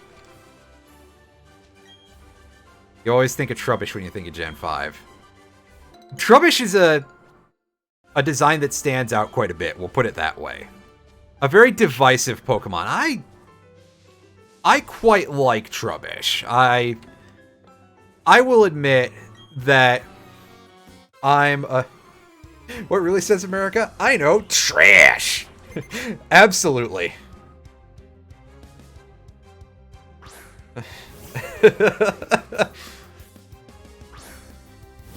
I like Trubbish. I like Trubbish and Garbodor. Definitely some of the more divisive designs from that era. That and the Ice Cream Cone. The Ice Cream Cone, I'm a little less of a fan of the Ice Cream Cone, but I think it stands as one of those things. It's like, well, I believe that Vanillite and its family were things that were kind of eventualities in some regard. Like, people say that Pokemon are primarily animals, and that has never really been true on that same level of, basically that there's always been object-based Pokemon. So, in some regards, I think that Vanillite is not that big of an issue. It's cute. It's silly. I mean, if that's the hill you're gonna die on, of all things, that's a little OTT. There's much goofier Pokemon, even in the first generation. I mean, remember Red and Blue? They gave us such iconic Pokemon as just a ball with a face on it. Rock with arms. Rock with more arms. The amorphous sludge piles. There were definitely always some Pokemon that were a little bit on the goofy side of things. I will absolutely say that, like, probably the king of things that I'm surprised didn't happen sooner and that were just sheer eventualities in terms of Pokemon have got to be the Ghost Swords in Gen 6. Like, I'm surprised that there were not Sword Pokemon much sooner.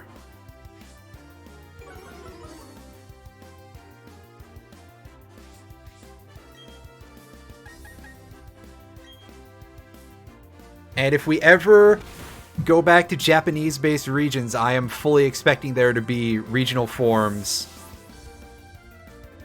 of the Honedge line that are like katana-based and, you know, other Japanese bladed implements. Yeah, Klefki, absolutely.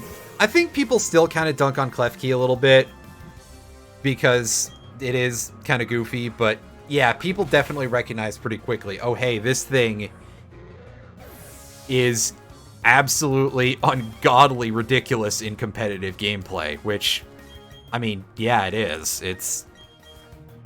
It does a lot of goofy things. That prankster ability is sick. Has just the right moveset for it. Carpo Tunnel, yeah. That is true.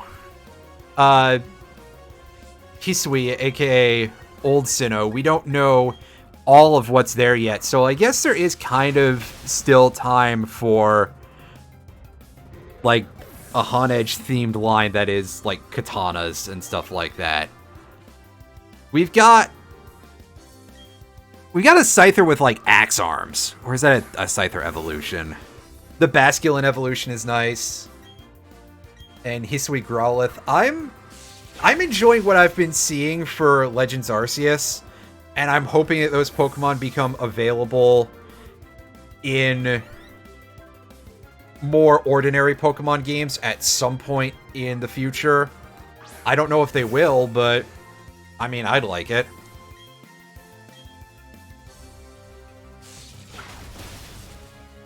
Plus, they're doing something at all, really, with Stantler. The name of which I forgot for a second there. I was about to call it Deer something. I think I was probably about to call it Wordeer, which is, of course, the name of the evolution. And invoking the name of a deer specifically would make sense with what its Japanese name is named after. Named after the deer scaring device. Yes, there is. Weird but neat that they're doing something at all with Stantler. I've always been at least somewhat of a proponent of Stantler.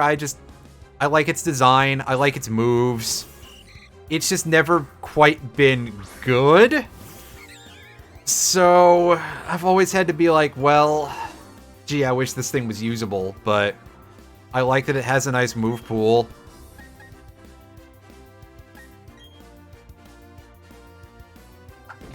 You stick that in Gen 1, it could have been, like... It could have been not quite Tauros.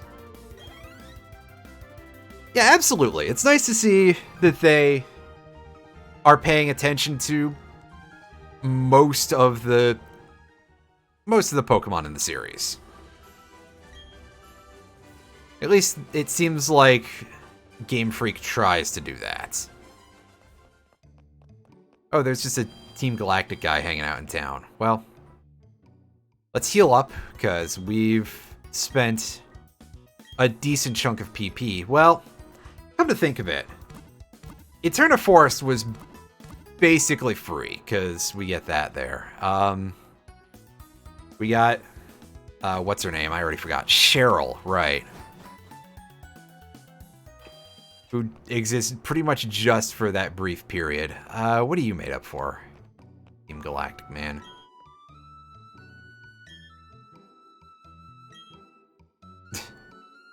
Doesn't want nothing to do with us. Oh, hi, Cynthia.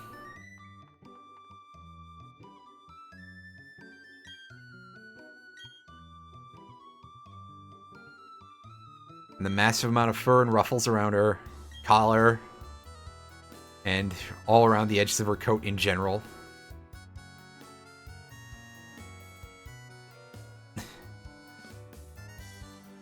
Dunsparce, yeah.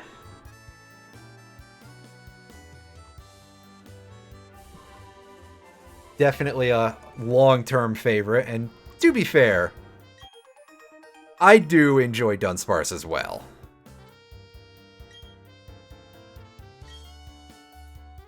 Well, yes, we can use that move in the field once we get the gym badge here, which is what I'm looking for. I don't remember where the gym is in town. Ah, yes, look at this nice Dialga statue. Does it tell us what it is? Just an ancient Pokemon, right? Oh, its name is partially censored.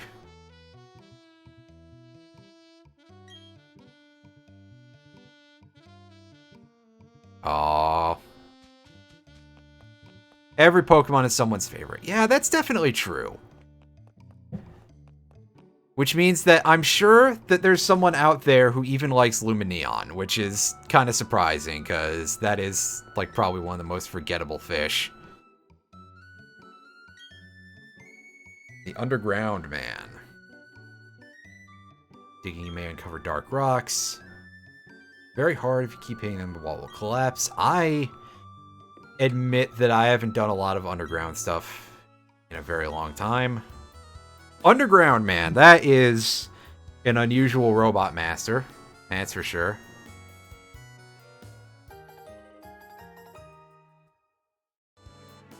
Yeah, the Explorer kit.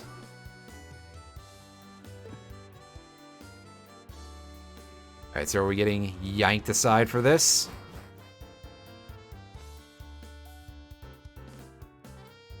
Can't be used indoors or in a cave. Alright, yeah, the game has taken control here, so... This gets absolutely jacked when they see a binacle. Okay, that I'm not sure I believe, but... Well, alright. Oh, hey, Rourke.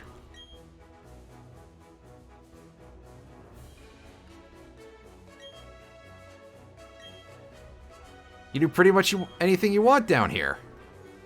Are you sure about that? But okay. Hang on a second.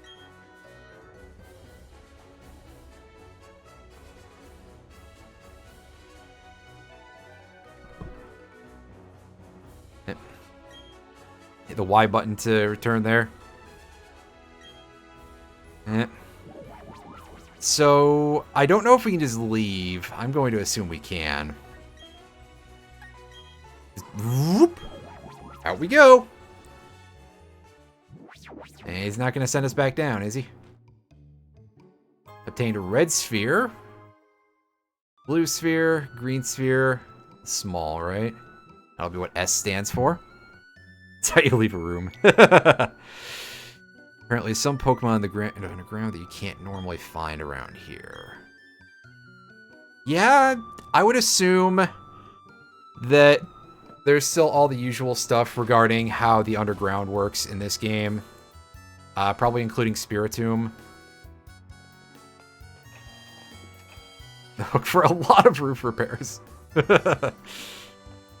Manager's going off to the Team Galactic building and hasn't returned. Oh, that guy's probably tied up in a basement somewhere.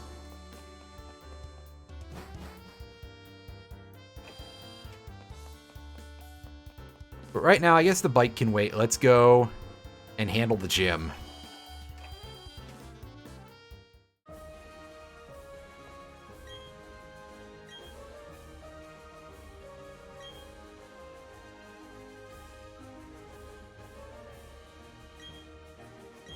Or am I going to be told that I'm not allowed to... Oh no, this is just Gardenia telling us that that's how we deal with this, is we find all the hidden trainers. I assume the layout to this is pretty similar to what it's like in Gen 4, well, Diamond and Pearl, really, because that's what these are very directly remakes of. Is someone hidden back here? Nope. But here the perspective is a lot more difficult for you to see stuff in. As long as they're not disguised as objects. Alright, so that's probably where Gardenia shows up, I think. Alright, there we go. There's our first trainer. You'll know you're old when they release Gen 6 remakes. Oh boy, that's... Yeah, now you mention it. And since remakes have been getting spaced out further and further, that's probably a ways off. Calamitish. I wonder if this gym from Diamond will work like the...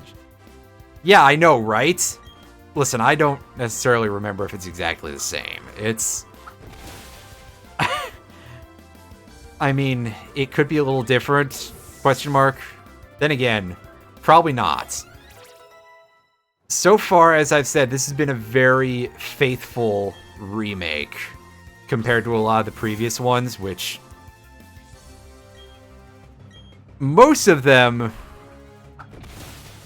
Pokemon remakes have had some fairly large alterations to a lot of things, including gyms.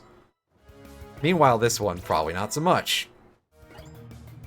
In your 40s at least, probably your 50s, maybe 50s. Well, I mean, yeah, it could be quite a while for that. At the end, past 2 boulders, you think. Well, I see a 2 boulders here. There we go. Alright, so I think there's a third one as well. Yeah, I'm kind of surprised because I get the general feeling that a lot of people consider Diamond and Pearl to be the weakest games in this series, and certainly weaker than Platinum. At least Ruby and Sapphire... God damn it, Roundy. At least Ruby and Sapphire have, like... actual, Ruby and Sapphire have their fans, is what I'm trying to say. Emerald is kind of considered to be better than either of those by most people, but I think some people still prefer Ruby and Sapphire to it. Meanwhile, with Diamond and Pearl and Platinum, I do not know that to be the case. Meanwhile, here's Roundy out here making me laugh. This game, look at this game ripping off Temtem. Shameless. Oh, what a... That's a good joke. Temtem, which I haven't played yet, although I've generally been giving them some light support, because, you know, I think they deserve it. It's good to have more people trying to do this type of game. Gen 4 made you nope out until 6. Fair enough. Gen 4 is a bit of a hard sell, especially... Again, I picked these games back up after Diamond and was just... oh, goodness. Yeah, I think Platinum was out by that point, but I picked up a used copy of Diamond and I'm like, oh god, this is a hot mess. And I very nearly, at that point, quit the series again after I had, like, been on temporary leave from it because I was in that phase of being a teenager where it's like, oh, the things I liked as a kid weren't that good, which was a really stupid thing to think because, yeah. But I played both Black and White, and I liked both of those games. They were pretty good. Gen 6 was also an improvement in general. X and Y are pretty good. A lot of people, I feel like, are not the biggest fans of X and Y because it didn't have a lot of post-game, which, I mean, sure, it didn't, but that's fine. They were good games anyway. And the remakes of Ruby and Sapphire drastically improved Gen 3 in general.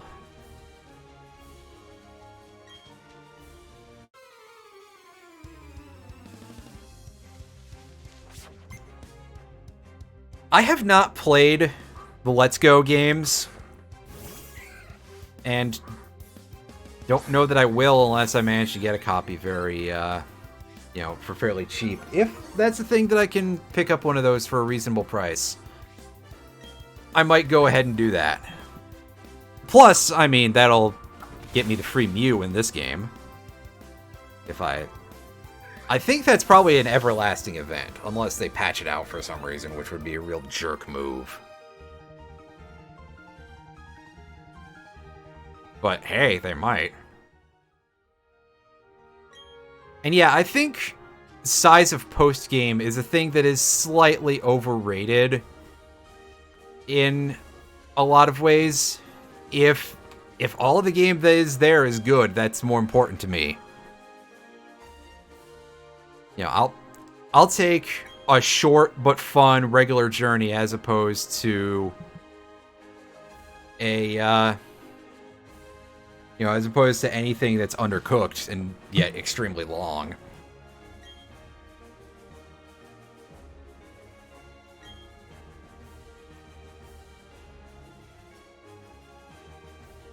Pangoro is pretty good. I do enjoy Pangoro quite a bit. Although, of course, Gen 8 has a pretty big Pokedex. Like, people complained about the removal of a large number of Pokemon, and fair enough, somebody's favorite is absolutely gone, as as stated earlier, every Pokemon is somebody's favorite. But they still give you a pretty nice chunk of things, so your options are very wide. So no matter what you want to bring out there, you're going to be set. Almost, anyway. Like, unlike this game, Diamond and Pearl are infamous for having some rather poor spreads of Pokemon. Sword and Shield, it's super good.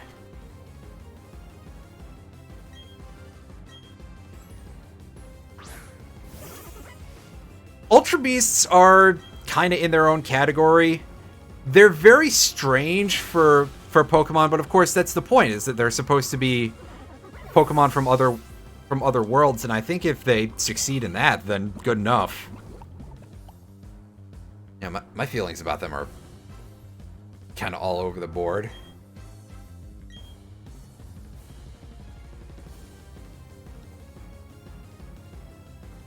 And so we're finally seeing a good Grass-type Pokemon, by the way. Roserade is pretty solid. I mean, we're probably not going to see the best out of it here, but I think Roserade is pretty good. Roserade has decent attack, I believe. And yeah, it's going to go down in one hit, but come on. Sun Moon was weird in general. I will agree with that take. And oh, look, almost our entire party gains a level. Amazing. Yay. Dogs are just going ballistic over in the other room. One of them starts going, then the other one. Right? That's just how dogs behave.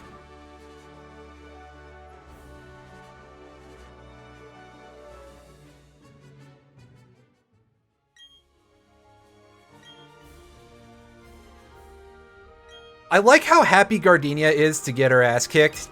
Her? They're pumped for my level ups. They sure are. Meanwhile, Rourke was over here like, oh, this is really embarrassing. I lost to a kid with no badges, and I'm the first gym leader. That's my job.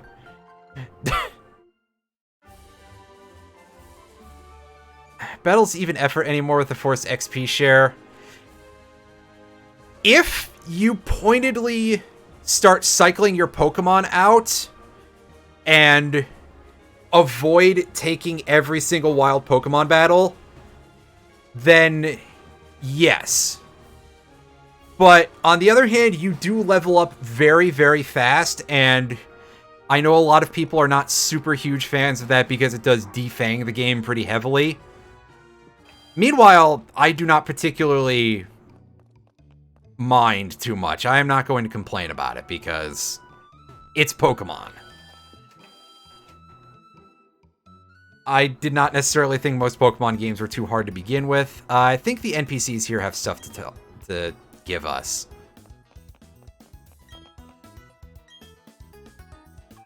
There we go, Friendship Checker app. That's one of the big things. I think this kid has something too. No. Maybe later then. But later is going to be a thing that we find out about some other time. Excuse me. Because we're going to heal, and we're going to save, and that's going to be it for today's stream of Pokemon. Yeah, see, there you go. Someone with minimal time for games. That is... I don't mind either way. It's, you know, it doesn't make my life better or worse or anything, but all told, I would prefer to not have to grind as much because that's kind of a frustrating experience, usually.